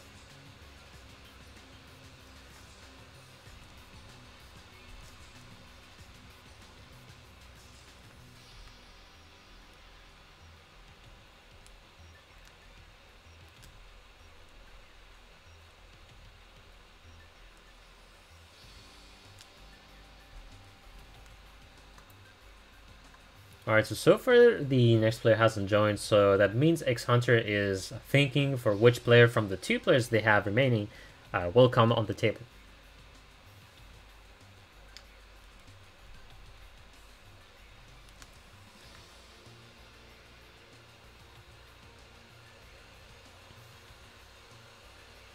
So, what else can I add maybe to entertain you guys? Decks they can bring against Karakuri, there can be a Shiranui. Shiranui does usually deal against Karakuri pretty well, especially with Needle Seedings. Dark Magician can also be a possibility, most of the times. That is another thing they can do.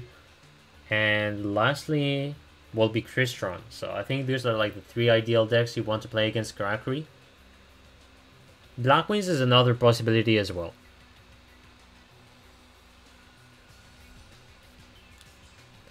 Alright, so the player has joined the room.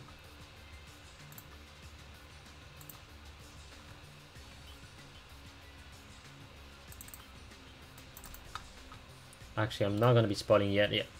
No, I'm going to be spotting. It is Kanda who joins the table from XH. Going to go for the duel right off the bat, giving him his decks. And let's go. And Kanda is going to be playing Odeon, so Invoked Magician Girls.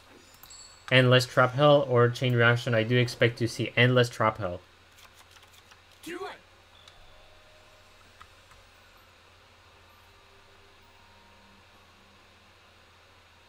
And the first turn is going to go for Kanda, who can have a potential very good turn here since he is playing a lot of traps. He's going to be opening first with Berry. Of course, Berry summoned, you can add a Magician Girl to your hand.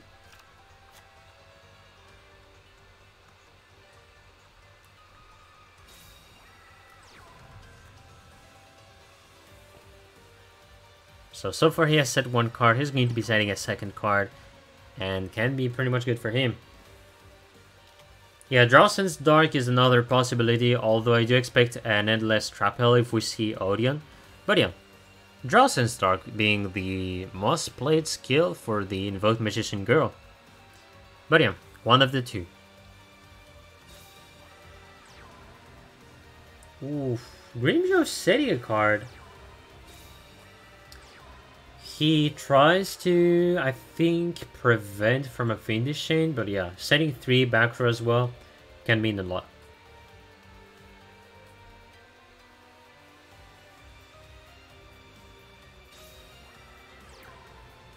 So Kanda is now going to be setting a card.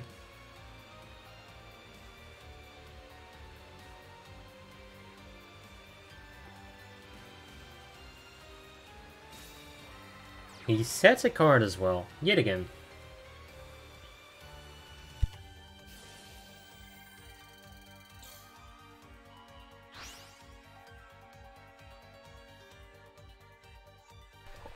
That can be very good, even if an invocation gets banished. It can be potentially good for Kenda, who has 2 more back row, which can be useful back row. And the other fact being that Grimjo has used Draw Sense low level. So Draw Sense low level is letting the user on Inishichi or Ninishi by luck. So no, he has normal summon Inishichi. He's gonna have a second normal summon, so play is beginning.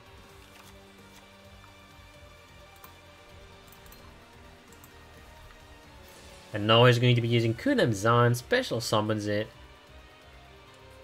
And if there's Needle Sailing, that's where things can be very good. Although, the problem is that Grimjo is going to still get a normal summon because of the effect of Ninishi.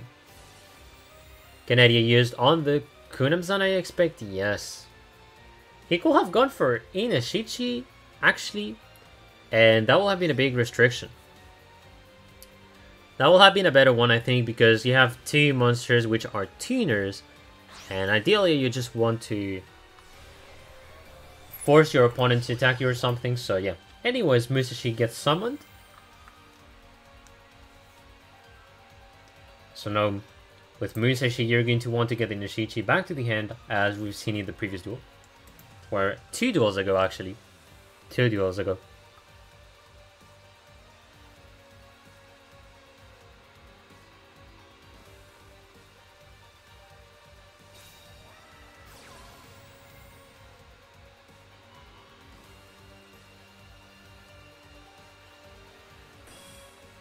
Alright, so now with Karakuri and my all, he's going to be resurrecting the Ninishi.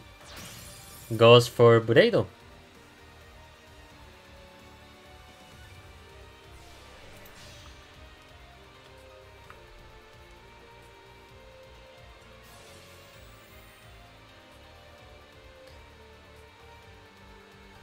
So now Bureido is going to be switching the position of one of his monsters in order to draw a card, I believe. Or else he is like special summoning because of the Synchro, so yeah, he can special summon one. Goes for Kunamzan.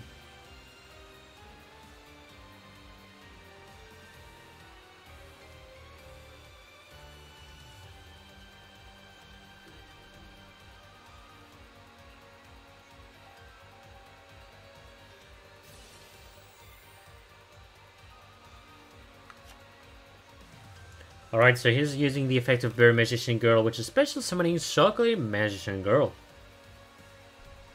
So maybe looking for Cositis instead of the Purgatro.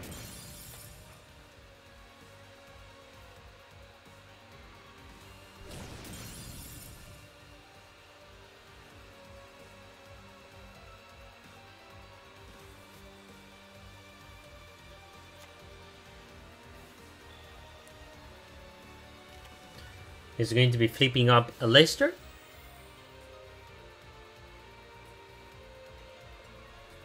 So my opinion is that he goes for that to try to bait, force the usage of the cash in.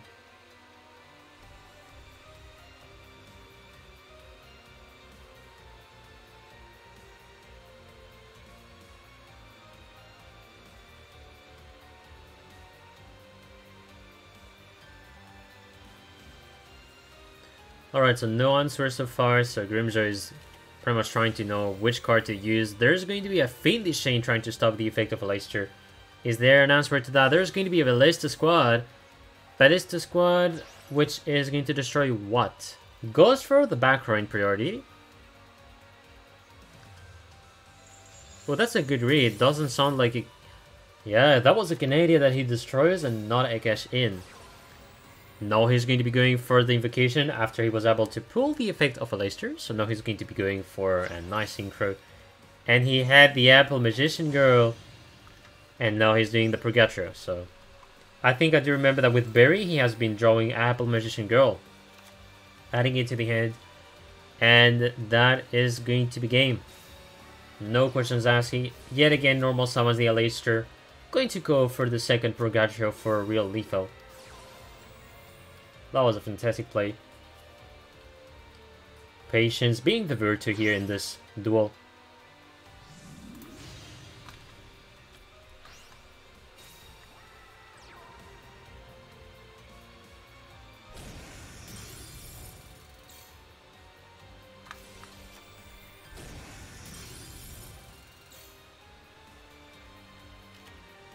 And yep, it's going to be still enough for game. Kanda is taking the win for his team.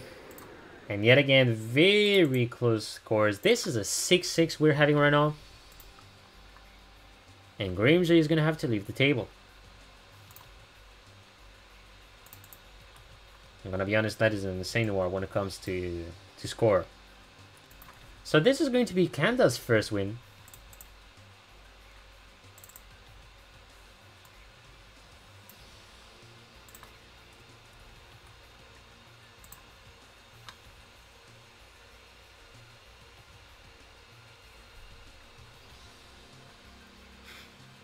Aleister on fire, yeah.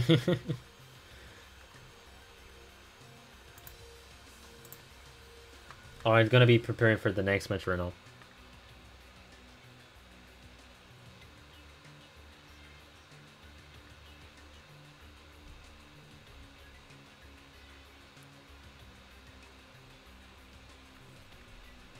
So now I'm just going to be waiting for the next player while some publicity gets to be played. And some funny ones I'm getting from the channel. I get to see some nice Genshin impact again. Which, I mean, has made a big impact when it comes to mobile games, let's be honest.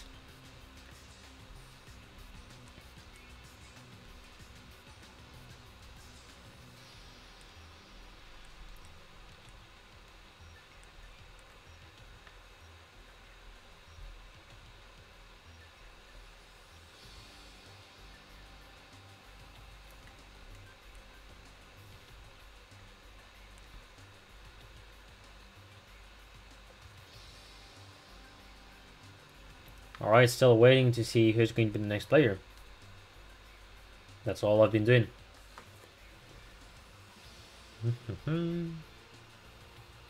So, 2 players remaining on SEM. We have Red Eye and Tetsun being the last players on SEM.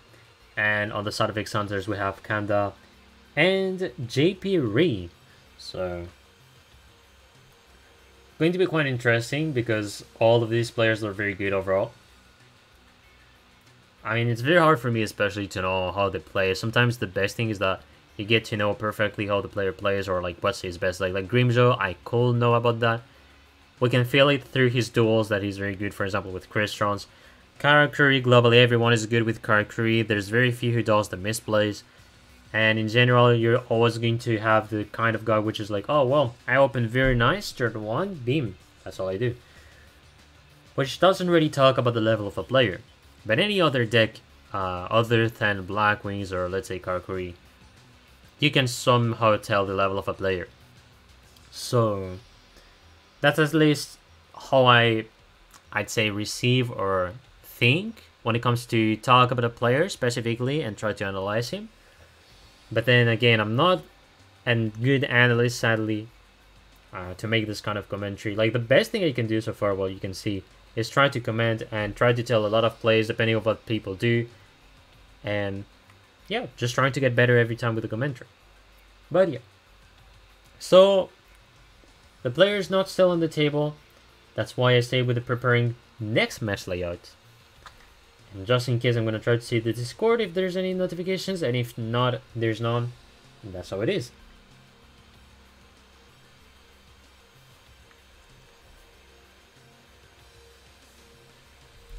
So the player has joined the room. Ooh, okay. So we're going to have Tetsu. Now to switch. Tetsun, who's going to be joining the table, of course having the 2 decks at the beginning, and we're going to see what happens.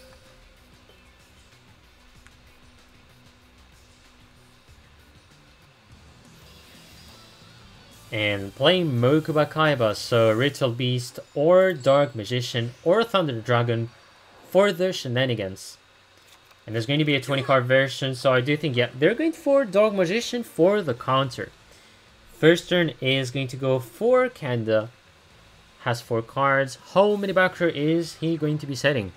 First of all, opens with a Berry Magician Girl, letting him add a Magician Girl to the hand. He's going to go for Chocolate. Alright, 1, 2, and ending with 2 set cards. So potentially still good for him on the side of Kanda. And now it's going to be the turn of Tetsun. Tetsun setting 1, 2 cards. And does he have anything else? Can he summon a monster is my question.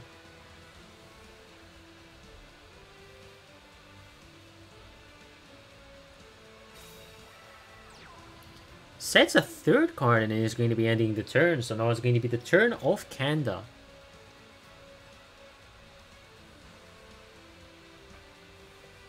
Alright, so Kanda has, I'd say in parentheses, a free attack. Of course, depends on the backer that Tetsun has.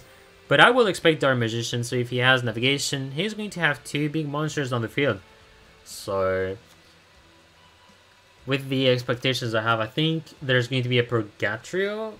Especially if Kanda has opened with the Magician Girl Apple. But if he didn't get the Apple on his hand, then I guess he's going to go for potentially Cositis. Else, he can go for Magelanica.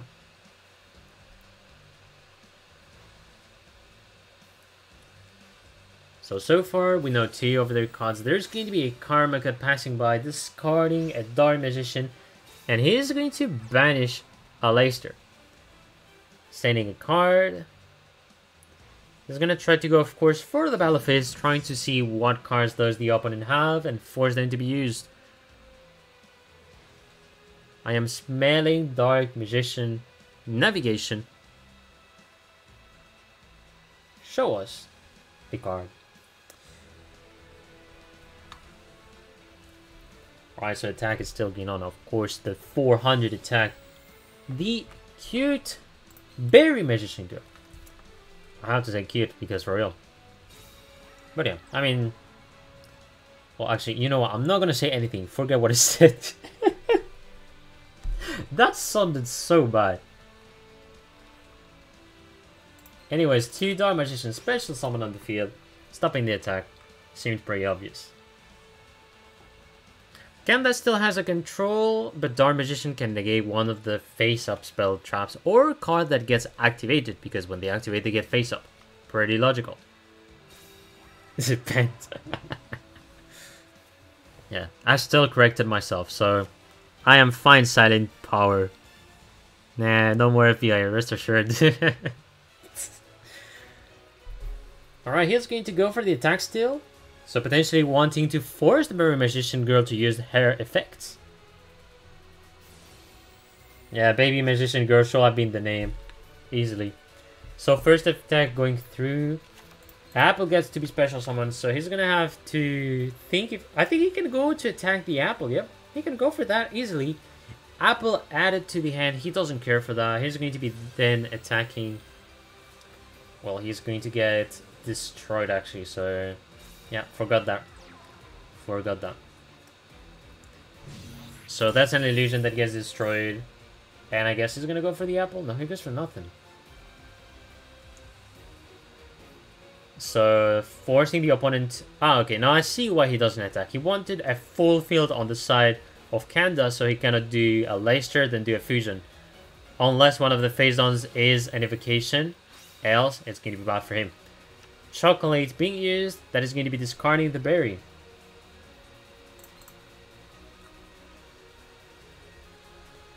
Alright, so if he has an evocation, he's going to be able to get rid of one of his spells and traps. But in any other cases, he's going to be... Okay. Oh, that can be very bad. Kennedy being forced to the Dark Magician. Yep. He knows he's going to have to take it because there's an evocation clearly. I am smelling the invocation by Kanda from hand, from the field, one of the two. The good thing is that he went for Canada, especially because sending the monster down, you're able to use the invocation without any issue.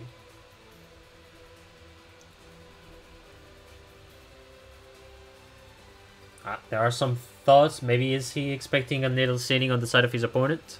That could be possible, but pretty rare to see a needle sealing on a Dark Magician deck. I don't think it is often done.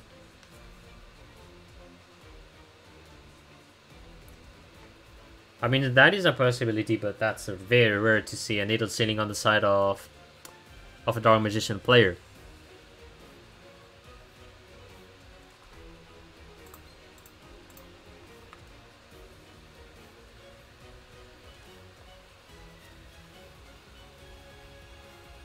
Right, so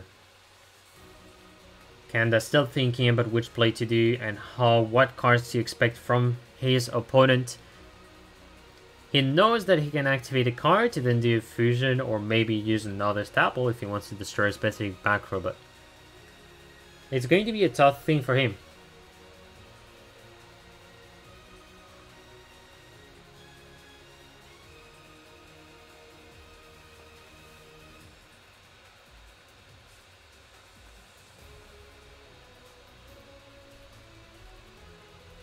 So just in case I'm going to be commentating, that has been a while, so I'm not sure it is my duel which glitched, but I do still believe that it is kinda thinking on what play to do. But it can happen that a duel that you're spectating can be glitching, so if that is the case, I will need to be forced to leave and maybe wait for results or anything of that kind, which will be pretty sad, so we'll see what happens. Okay, I don't know if something has happened.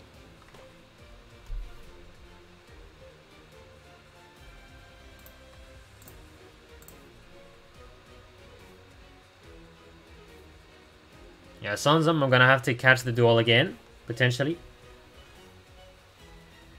Yeah. So just in case I'm going to do so. Alright, trying to restart the duel and trying to catch it again. I guess it glitched. No, the duel has ended. Yeah, it glitched. Okay. Or else that's me glitching. Yep. So the duel glitched. Yeah. That hurts. Should we weren't able to see things. I'm really sorry for that. The duel glitched. So I'm going to do one thing yet again. So second time. Speedrun. We're not gonna miss the duels, we speedrun the duels, and we catch them. That's my role. So I want people to be able to catch the duels. We take by the things. Let's go. Missing no duels.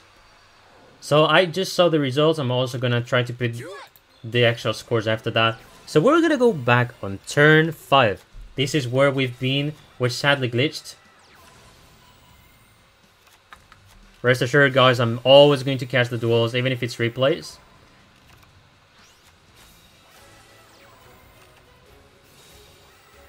Alright, so when turn 5 begins, we slow down. So we were at the Canada. Canada has been used. Indeed, he went for the invocation, going for Purgatrio. And of course, using it. Then gets the Elixir back to the hand. And there's one here. So I think he's going to go for the attack here.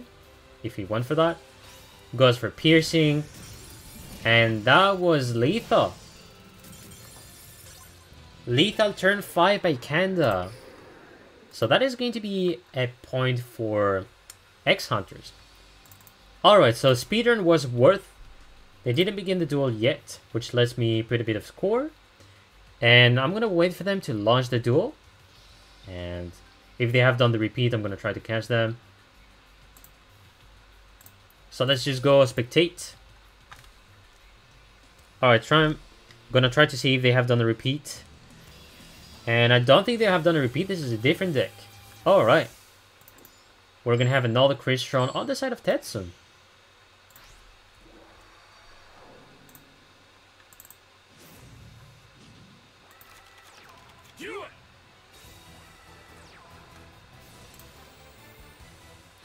First turn is going to go for Tetsun, opening with the Genex Undyne, which is very good. Decides to send Thizern to potentially add Self-Fafnir, or maybe another card. So he's gonna add Self-Fafnir. Alright. Could have added, let's say, the Prashoto, so the level 2, maybe to build the graveyard. That was another possibility. Discards Rosenix.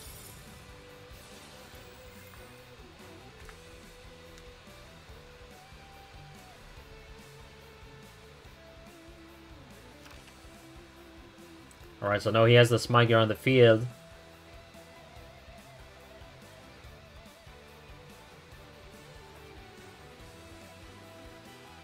So now with the Smyger, he's going to want to destroy Genex Undyne instead of the Umi.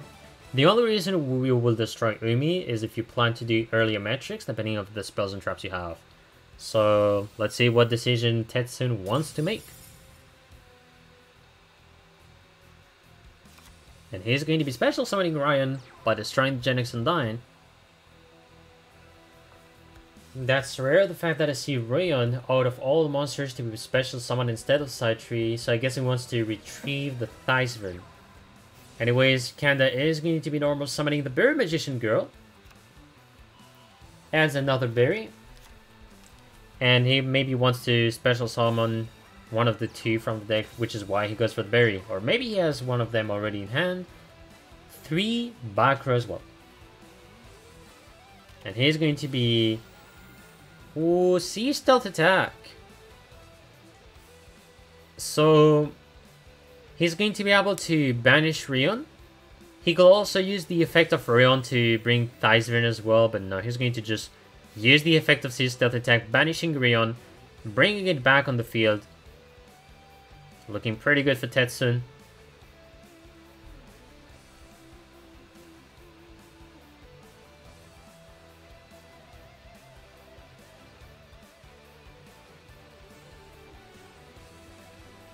So I am questioning myself if he wants to go for Coral Dragon, maybe Brionac as well. Or else, no, he's not going to go for Coral Grandrex ever. That is very greedy to go for that, so with a kind of back row like that, he may want to try to destroy them or just disrupt them. So ideally, the card he's going to be playing is Coral Dragon. That's the best one he can have. So is this going to be Coral Dragon or not?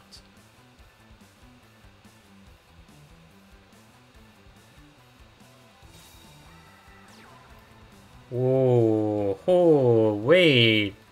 No, wait, he's going for Nearly Quarian Gendrax. There's no way he goes for Quarian Gendrax this turn. This is only turn 3. The monster has... There's only like a Bird Magician Girl on the side of Kanda. So like... else? He's trying to bait the opponent. That's what I'm thinking. And he wants to do, let's say, Genex Controller with the Smyger in order to make the Coral Dragon. That will be another thing that I could see. And Needle Sealing is going to be activated. Steel Stealth Attack is going to be banishing Rion to protect it.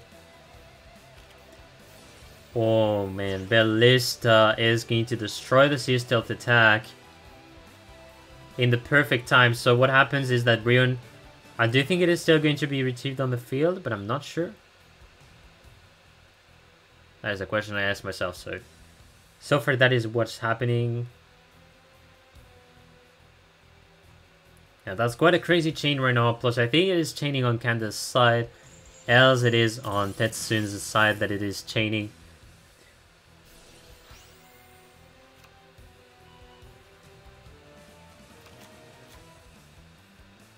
Alright, so Smyger, simple, adding the Christian Impact, setting 2 cards.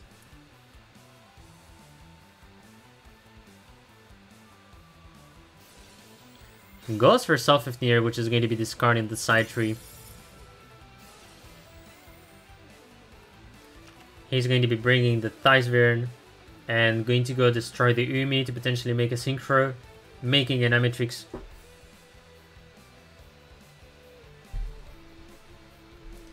So yet again, there's timing from Kanda. Kanda having a lot of timing here. I'm expecting that Kanda has a, how should I say, Karma Cut.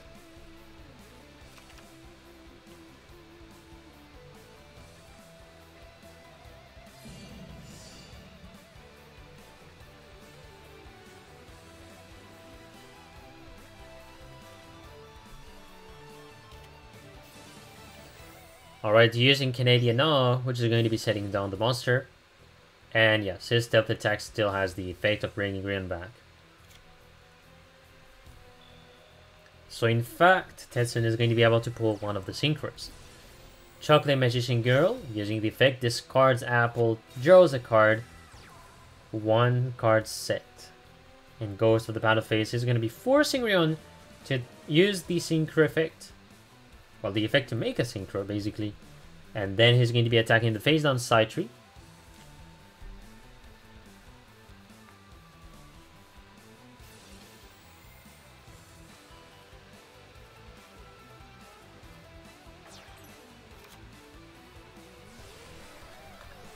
So now he's making Pard in Zektron, of course, bringing it to the field. But the face down is still going to get destroyed.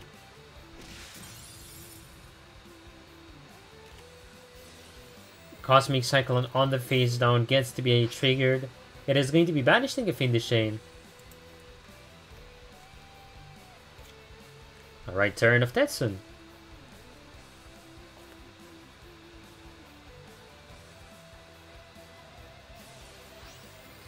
Alright, so he's going to be activating the effect of Theisvern to be drawing. I do expect a press turtle. Well, he goes for a Smiger. And he's going to want to discard it using maybe the Self-Fifneer. Yeah, Canadia getting triggered by the effect of the trap, bringing it in defense position.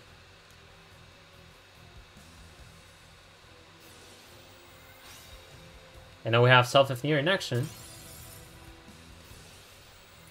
And I do expect him to bring, a level 3 Rion. And he's going to be making, I think, he could go for a Color Dragon is the best one here. No questions asked. That's the best one. And sadly, no Onimaru. Look at that field. That was almost an Onimaru. But anyway, still good for Tetsun. He has in Zektron, he has the Coral Dragon as well. So it's a very solid field for him. And he triggers the skill of Kanda. Draw Sense Dark.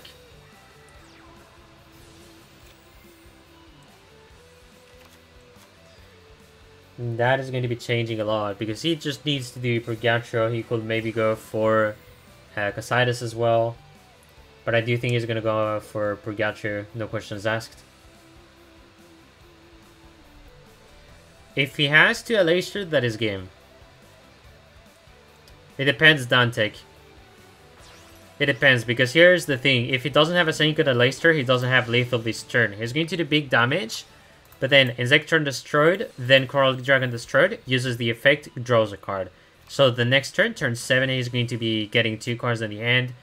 Has cards in the graveyard still that he can profit, make use of the effects. So if he doesn't have the 2 Alaster, I don't think it is game. He really needs 2 Alaster. We know he has 1. So, yep, I don't think I have a clue.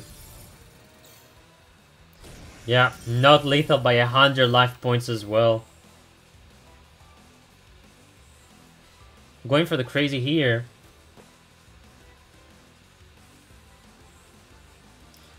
Yeah, pretty much Kiss Shot. That was the thing. I think that they thought that he was playing Endless Trap Hell, but it ends to be Draw Sense Dark, as we have seen. Used during the turn 6 from Kenda. Uses Theisvern, draws Pressure Turtle, sets a monster face down, doesn't do much, just sets a card. And if it is enough to defend himself from Purgatory, that is going to be nice, but here's the issue. No, wait, there's no issue, since he didn't get in Leicester. If he doesn't get in Leicester, he knows he can permit himself that, so... Is this attack going to be the end or not? He draws Bear Magician Girl, alright. Wait, summoning Berry for... Yeah, that will be maybe for the Blue Magician Girl. Oof. Yeah, wasn't enough to defend himself. It's going to be Kanda getting the win here. It's going to be 6-8.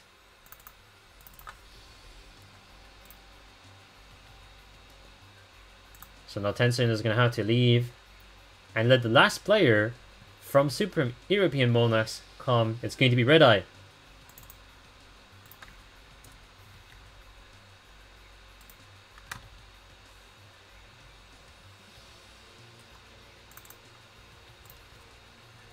So far, Kanda is on fire, having a 3-0 streak.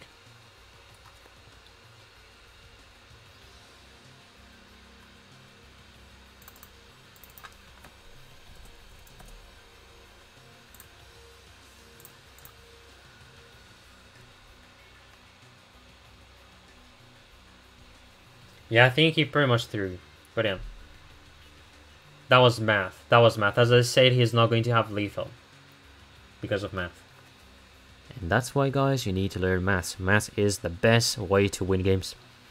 But yeah, for real. Like, reading and math is like... It sounds so stupid, but players who forget about how many life points your opponent has or he's going to have and all, you sometimes need to calculate even if you think about how should I play in such situation. Like, if you think for lethal, that's what you need to do. But then if you think for good plays, you have another way to think about that or around that. So, anyways, Red Eye is on the table. He's going to be on the top. Kanda still has 2 decks remaining. X-Hunter has 8 points, while Supreme European Monarchs has 6. We'll see how it goes. So whenever the 2 players are ready, we're going to be spectating them and pretty much it. And I see the Moo emote. I don't know if Moo are actually finished his stream, but I want to actually raid him. And more Moos. Hey. The Moo gang rising up.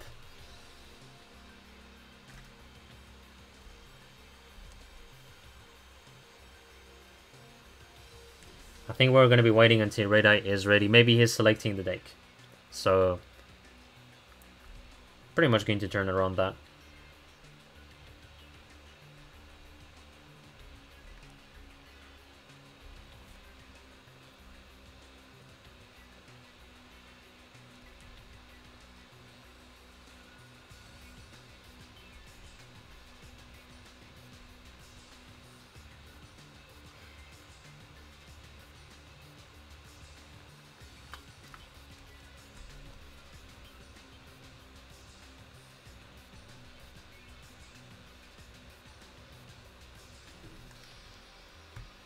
Alright, the duel is beginning. Let's just go and see what happens. Another Crystal Mythic Devs. But this time it's going to be Red Eye playing it. And who gets the first turn? It's going to be Red Eye. I think it's exactly like the same duel as before. The first turn was for Tetsun. Alright, let's see what happens. Genex Undyne turn 1. So pretty much of a classic move here.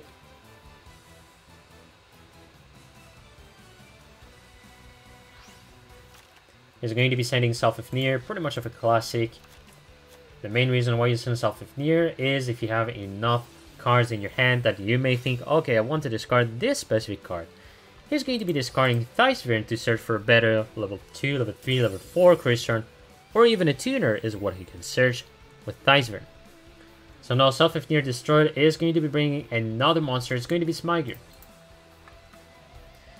And I'm going to stay quiet to see how is he going to build the field and what cards is he going to destroy. Yeah. Genex Undyne, good choice. No has a side tree. And if he has back row, he's going to have a great turn. 2 is going to be great, and if he has maybe, let's say, 3, that is not. No questions asked. So now using the effect of Tizern, he's going to be adding Price Shortle. Alright, going to be the draw phase on the side of Candle. Already an Alistair. Oof. That is going to be important. I think it's going to be forcing the invocation here. And the big problem is going to be... depends on which one he's going to go for. Because if the opponent lets the player do Ecositis, I do think he's going to want to maybe use Self-Ifnir. Or even better, Genix Undyne to not have any metrics. Although, I don't know. Let's see what happens. He's going to be... Ooh, okay. Using the Aleister from your hand. Uh-huh. I don't know why.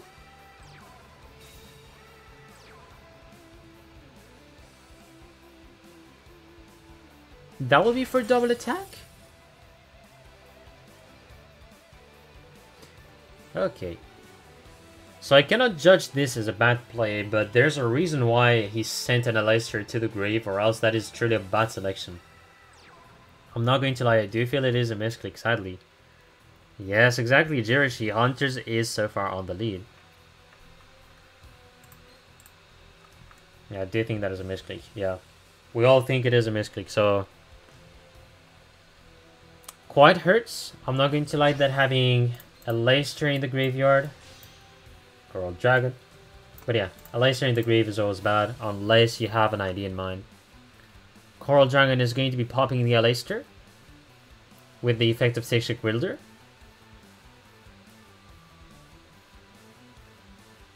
Yeah. Alright, Sneezy. There was no need to spoil us, but yeah, thank you, yeah. That's a misplay that does happen sometimes, I'm not going to lie. Other than that, he still has a nice field, in my opinion. And he can still catch up easily. So Ballista is going to be used on the Coral Dragon. Fair enough.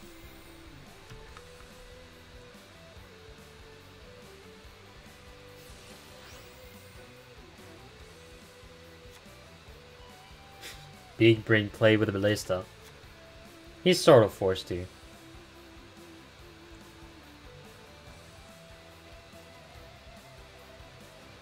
Yeah, potentially UUB.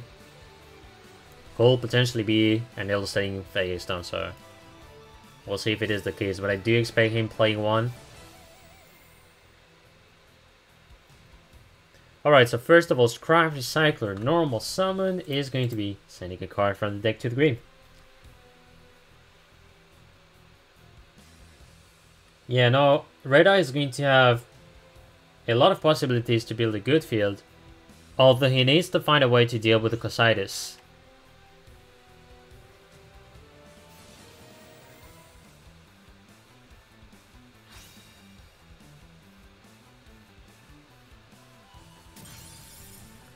Alright, Self-Ifnir has discarded the Price Hurdle, destroys itself of course, bringing a level 3, level 4, whatever. Let's see who is he going to bring, because I like to see Resenix being brought, although most of the Christian players, I will say maybe the Mythic devs, they do play only one, level 4. So, level 3, Tizern is going to be brought on the table. And then we're going to be seeing an Exceeds level 3. So he can do some burn damage with the Grisaurus. Of course, being a joke here, he's going to be instead popping Scrap Recycler and just being patient pretty much. Just going to want to save to then do Animatrix later on. Alright, so one card face down.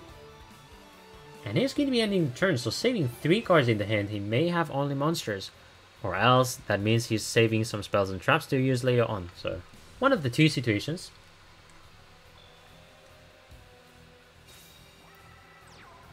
Berry Magician Girl is going to be normal summoned, which lets him add a Magician Girl.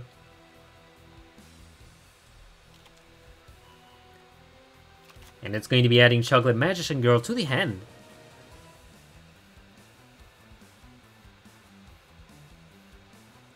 Alright, so yet again he's going to be forcing Scyther to use the effect. So now we're going to be seeing, I guess, it's going to be Animatrix. It is indeed going to be Animatrix, in fact.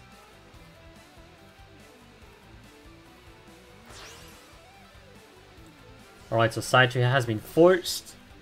No positions will be switched. And he's going to be attacking Tysvern, is my guess, or else he does not. And well, it's actually quite tough to let Tysvern on the field. And the main issue is going to be for one following reason. Goes for the Christian Impact, okay, yeah. The other idea I had in mind is you have a Tysvern. Destroy your Matrix. A Matrix destroyed, you have monsters in the graveyard, you summon one. And because of the effect of Tysvern, you can bring any tuner. Ooh, going for a Black Rose.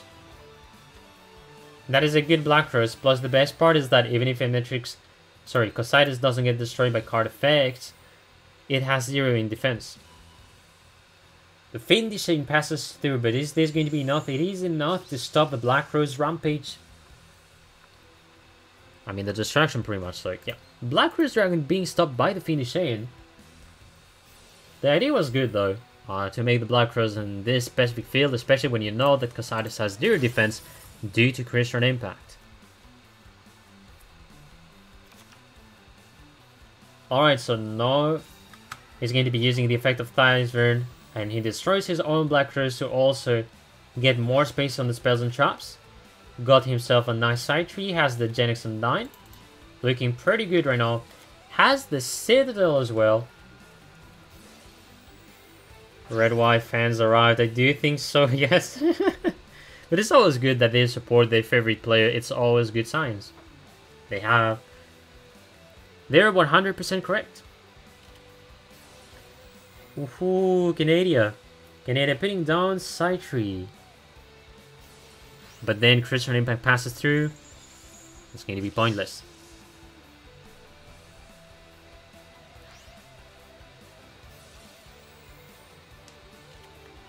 I sadly cannot read Chinese. I actually only I-chan can read well and also speak well Chinese. I sadly cannot.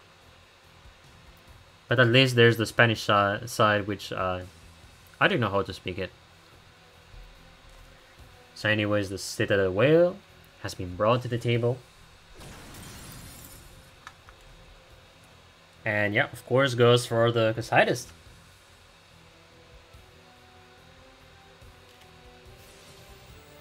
Early Sea Stealth attack.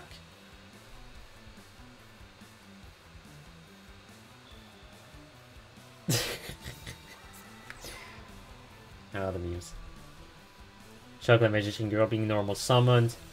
Going to use the effect. He's going to be discarding the very Magician, draws a card. And sets a card. So he can still attack the side tree if he wants to. But I don't think he can do much. He's going to have to end the turn after that. Side tree's effect has been triggered. And it's going to be bringing in a Matrix. So I do think he's going to be banishing this side tree. And then bring the Matrix, which is going to be 3 water monsters on the field. Very solid defense. Seal Stealth attack for the protection.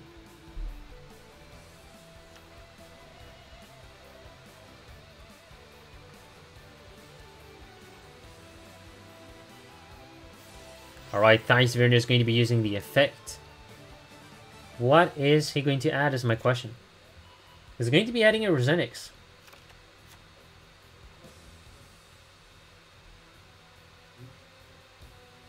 So I'm actually asking myself, what is he thinking to do? Because he could go for a Synchro. Let's say he goes for a Samurai Destroyer. It is going to be fine for him because he can negate the effect of monsters. I do think the best one would be Chocolate Magician Girl, but it does depend on the graveyard that Kanda has. Kanda has only a berry, so apple, and the other one has not been brought. So yeah, attacking directly, I think it is still very good. But yeah. The reason why he doesn't go for the Samurai Destroyer is the simple reason that all monsters water type. All of them. So he doesn't even care for that. He could have gone for Samurai Destroyer to like negate the effect of monsters, which is still technically very good. Ooh, Ballista Squad on the Sea Stealth attack, yep. Destroying the Sea Stealth attack, and then Canada is going to be brought on his own side.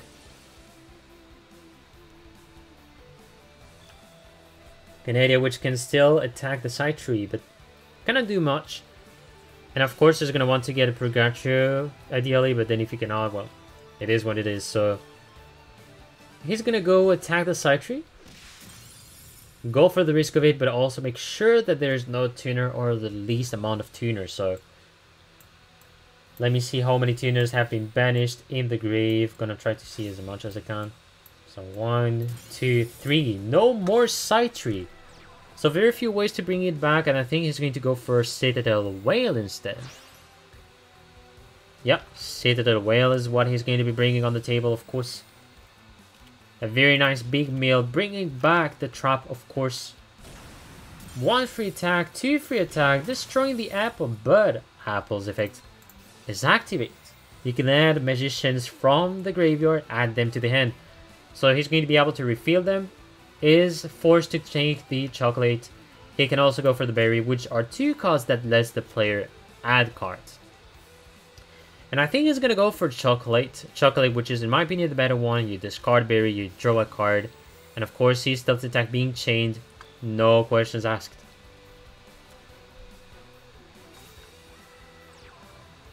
Alright, more chocolate has been brought on the table. So we're changing the menu here. So we had some whale. And now we have chocolate, so I wonder what's going to be the next meal. Anyways, he's going to be sending 2 cards for the back row, but the question is, does he have enough to deal with the Sea Stealth attack? Is the question. I mean, Red Eye, he was pretty much, I think he was top 16 as well for the last championship, so yeah, easily. Alright, so using Cosmic Cyclone on the Canadian targeting the whale. And it's still going to be flipping up. Goes for the Floodgate on the Citadel Whale. So forcing the effect of Sea Stealth attack to be triggered. Which is technically very good for him. Oof, oof, oof. Level 3 Scrap Recycler along with the Psychic Wielder is going to be enough to deal with the Chocolate Magician Girl. Red Eye taking the win here. Fantastic duel. Fantastic duel from both of the players. So now Kenda has to get the next deck of his.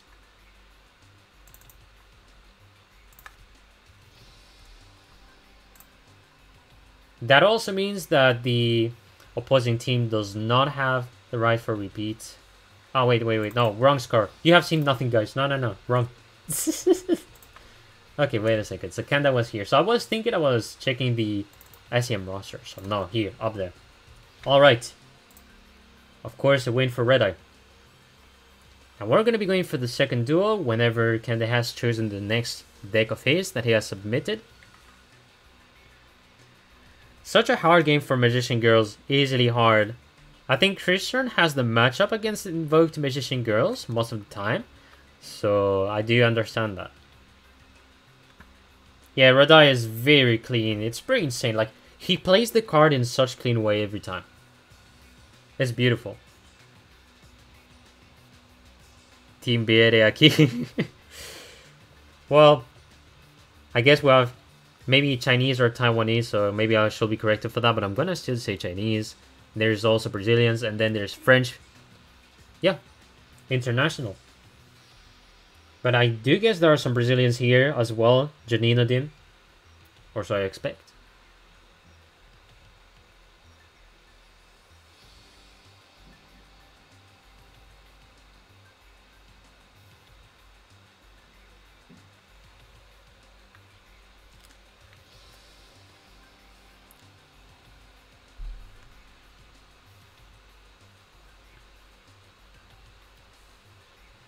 Oh, yeah, actually I don't know, UUB. Oh, you cannot speak English, it's fine.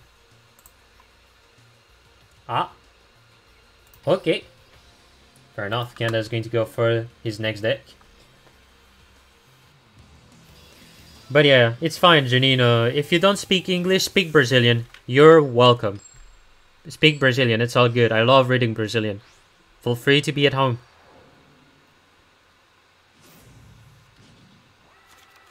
Yeah, Red Eye is one of the best when it comes to Crystron. And you say Shirani #1, the best player in the world. Okay, Sakura. I guess these are facts that I don't know. Only you guys know. Turn 1 is going to go for Red Eye, who's already going for the Sophifnir. Sophifnir. That is going to be discarding the Crystron. Psytree, sorry. Psytree. And then goes for the Tizern, self-destroying instead of going for the Umi Destruction. And that means because he wanted to get the level 3 in the graveyard, he's pretty much forced to go for that. And it's going to be the turn of Kanda.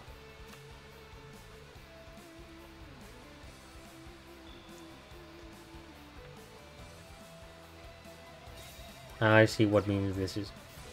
Portuguese, not Brazilian. Lol, attempt god. Honestly, it's hard because some people, I don't know, I think it is still divided as an opinion. Some people think that Brazilian is its own language compared to Portuguese, and sometimes people say that Brazilian is just like a dialect of Portuguese. I'm just not gonna go on the debate. Everyone has their own opinion. But I think both are not so incorrect because at some point Brazilians is still sort of different than Portuguese with some of the vocabulary they uses, I guess. Maybe pronunciation, but I'm not sure.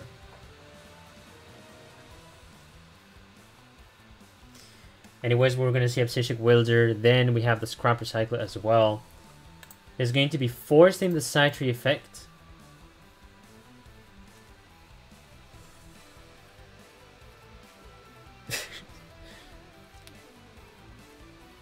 Yeah. This is a language I do not comprehend. Alright, Kangaroo can do boxing, fair enough. They can also do karate, technically. They're very sporty animals as well, so... Alright, going for the Wielder. Wielder is going to be targeting Psytree, and we know Psytree using the effect.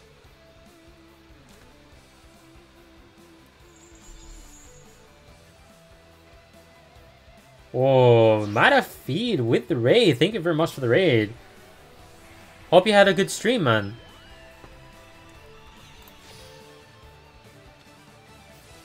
Alright, so no Amatrix has been brought. How was the stream, Mata Feed? Hope you're doing good. And everyone from his stream, welcome.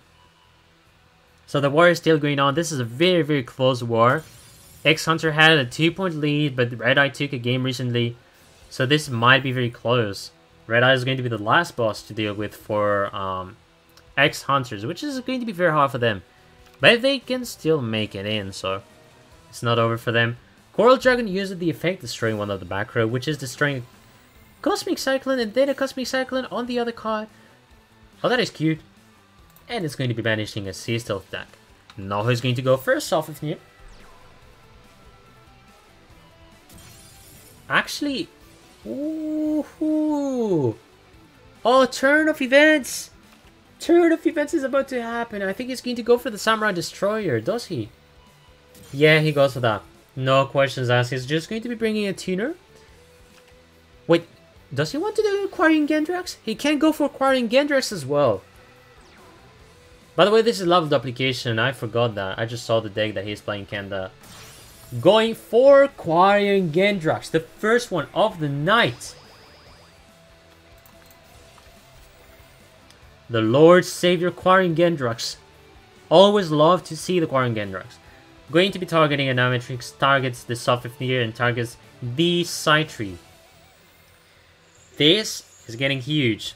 No, it is not lethal. It's going to be his only attack, but if he has a back row, it is yet again going to be good for Kanda. So far, this is huge. Oof, I think that is going to be game. That can be very game. If he has a Crystron Impact, that will have been the end because he can bring the Rosanix yet again. And it's going to be Kanda taking a point for his team. 2-point lead yet again. 7-9.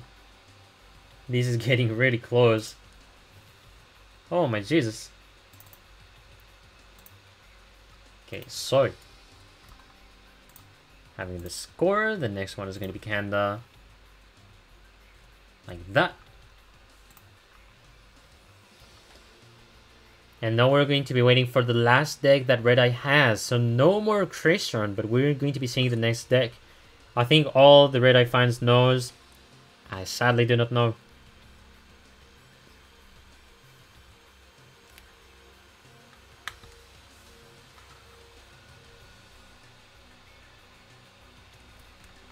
Yeah, Kanda had a great field. Kanda had a great field here. Easily making the Quarren Gendrux. The other idea I had in mind that he could have done was the Samurai Destroyer, but that was easily better. He can bring himself a nice field because he used the Prashoto, bringing the side tree, and of course Rosenix bringing the token, so... Ah, okay. Changing the positions. Fair enough.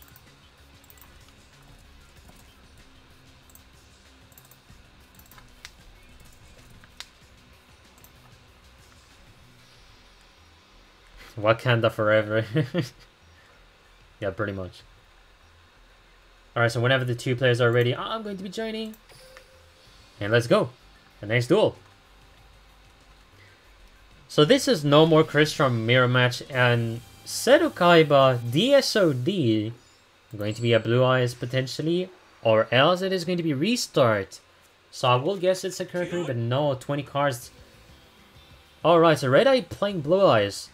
First turn going to go for Crystron, so Kanda has the good opening.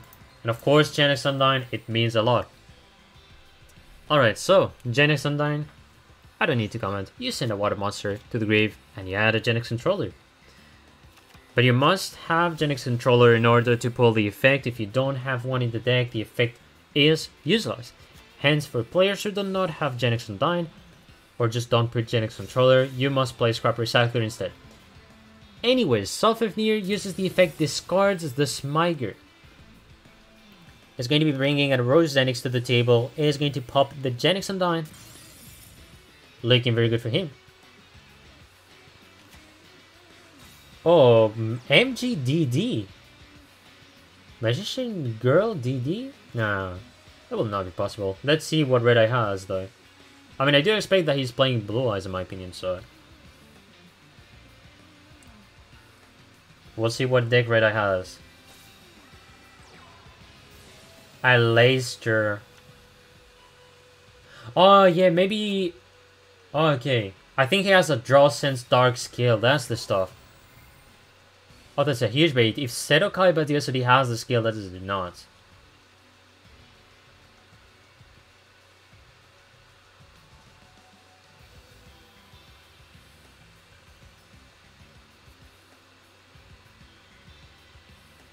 Yeah, that will not be possible matchup. But it's not Blue Eyes in the end. This is Invoked Magician. So now the question is, if he has the Apple Magician, he can do Purgatrio.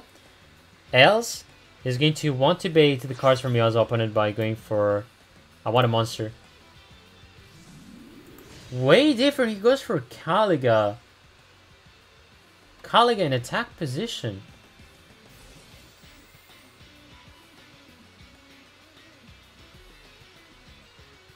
Okay, this is actually completely different than what I expected. I guess he's wanting to force the side tree. He's going for a very stylish play, which is quite nuts. But then if there's a Black Rose on the next turn, that can be very bad. So like, side tree can still use the effect. And Ametrix is not going to be changing the position of everyone, but it's still good for him. Just needs to have an Ametrix in attack position.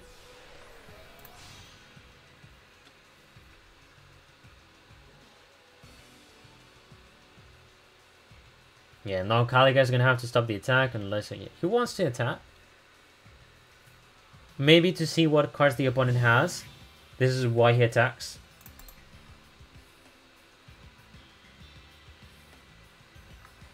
And it's going to be the end phase. I do think he's going to be using the Christian Impact in order to get a side tree, but it doesn't seem to be the correct card, so...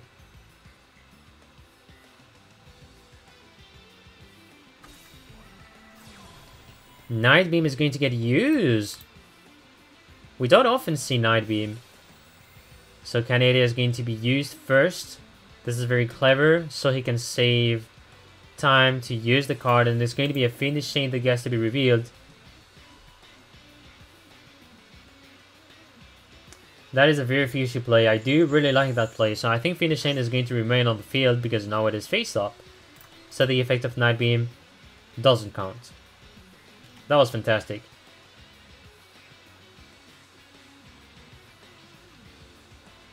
Fiendish Chain of the Amatrix, indeed.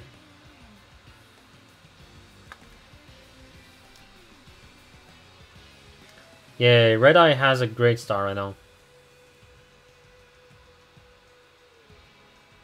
Yep, a classic move, exactly. Classic move when it comes to use Night Beam. If you have another card that can chain, it happens. But at least you force your opponent to use the back row, so it's always that being done. Leveled application goes for level 3. Normal summons the Genex controller. Alright. So the good stuff is that he hasn't used any effects, so he is the one with the advantage. I'm gonna go for a Coral Dragon, and I do guess he's gonna want to destroy the back row. Priority is going to be back row, so he can be fine. Discard the side tree, yep. Goes for Kaliga instead. He's gonna try to go for lethal. Not being afraid of the back row that the opponent has. And I do think he's gonna try to go for lethal. If he's going for that move, at some point you're gonna want to try, even if it is at the cost of triggering the skill of your opponent. Or else, if you're not sure, you just do not attack. Goes for Christian Impact, which is going to be bringing the level 3 Theisvern. But he's making the Canadian being chained. Alright, so let's see what happens.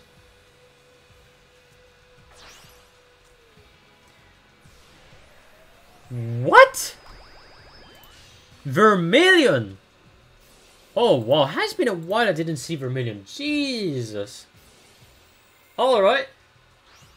Alright, sir, there is a Vermilion on the field. Oh my! Destroys a wall of disruption with a Vermilion. Unbelievable. Oh my goodness. That is going to be phenomenal for him, avoiding him to lose because of a wall of disruption. Alright, so no Self-Fifthneer is going to be using the effect. Brings a Preshortal on the graveyard. And now the good thing is that he can go for another tuner. Side tree, he can also go for Ryan. The main idea is he just needs to do a Synchro. Then with Preshortal, he's going to be using the effect of Preshortal, bringing the Self-Fifthneer that he has added to the hand, to then do lethal this turn. Insane. Man, I did not expect to see Vermilion. I guess he's playing Vermilion instead of Black Rose, which can be comprehended. That was how it was playing in the past. Fantastic play. Fantastic play. That is going to be the end of the war as well. 7-10. Congratulations for X-Hunters for the win. And big up as well for SEM for 7-10. Very good score as well. And of course, they're an amazing team. You guys know it. Holy duel for the ending. Big up both teams. Big up. That was insane, I swear. Alright, so going to be putting the last scores from both rosters. And yeah, I think that is going to be pretty much it. So for everyone who's here, thank you very much for tuning in. And thank you very much for, yeah, coming watching the Team Wars, even if it is a bit, you know, it's always good to root for the players you want. So, I think to end this off, if Z plus G, if you're here, I'm going to try to tell you who I'm going to raid if it is possible. So, I'm going to try to see who we can raid. Because I wanted to raid the Team Wars, if there's one currently going on. Yep. I think we're going to be raiding Colonel King or Momosoro, but I think I'm going to go for Colonel King instead, yeah. Alright, I think I know who I can raid, so Gonna be tagging you Z plus G. And then for those who want to join the raid, feel free to do so. And yeah, no problem for the stream. Hope everybody enjoyed and hope you had some fun as well. So, hopefully Z plus G sees my comment. I do think he has the permission for that. We're going to be raiding another Team Wars casted by Colonel King from the APK team, of course, and being the vice champion of 2020. So, if you want to join it, feel free to do so. And I don't know if Z plus G has seen my comment, but I'm going to be tagging him.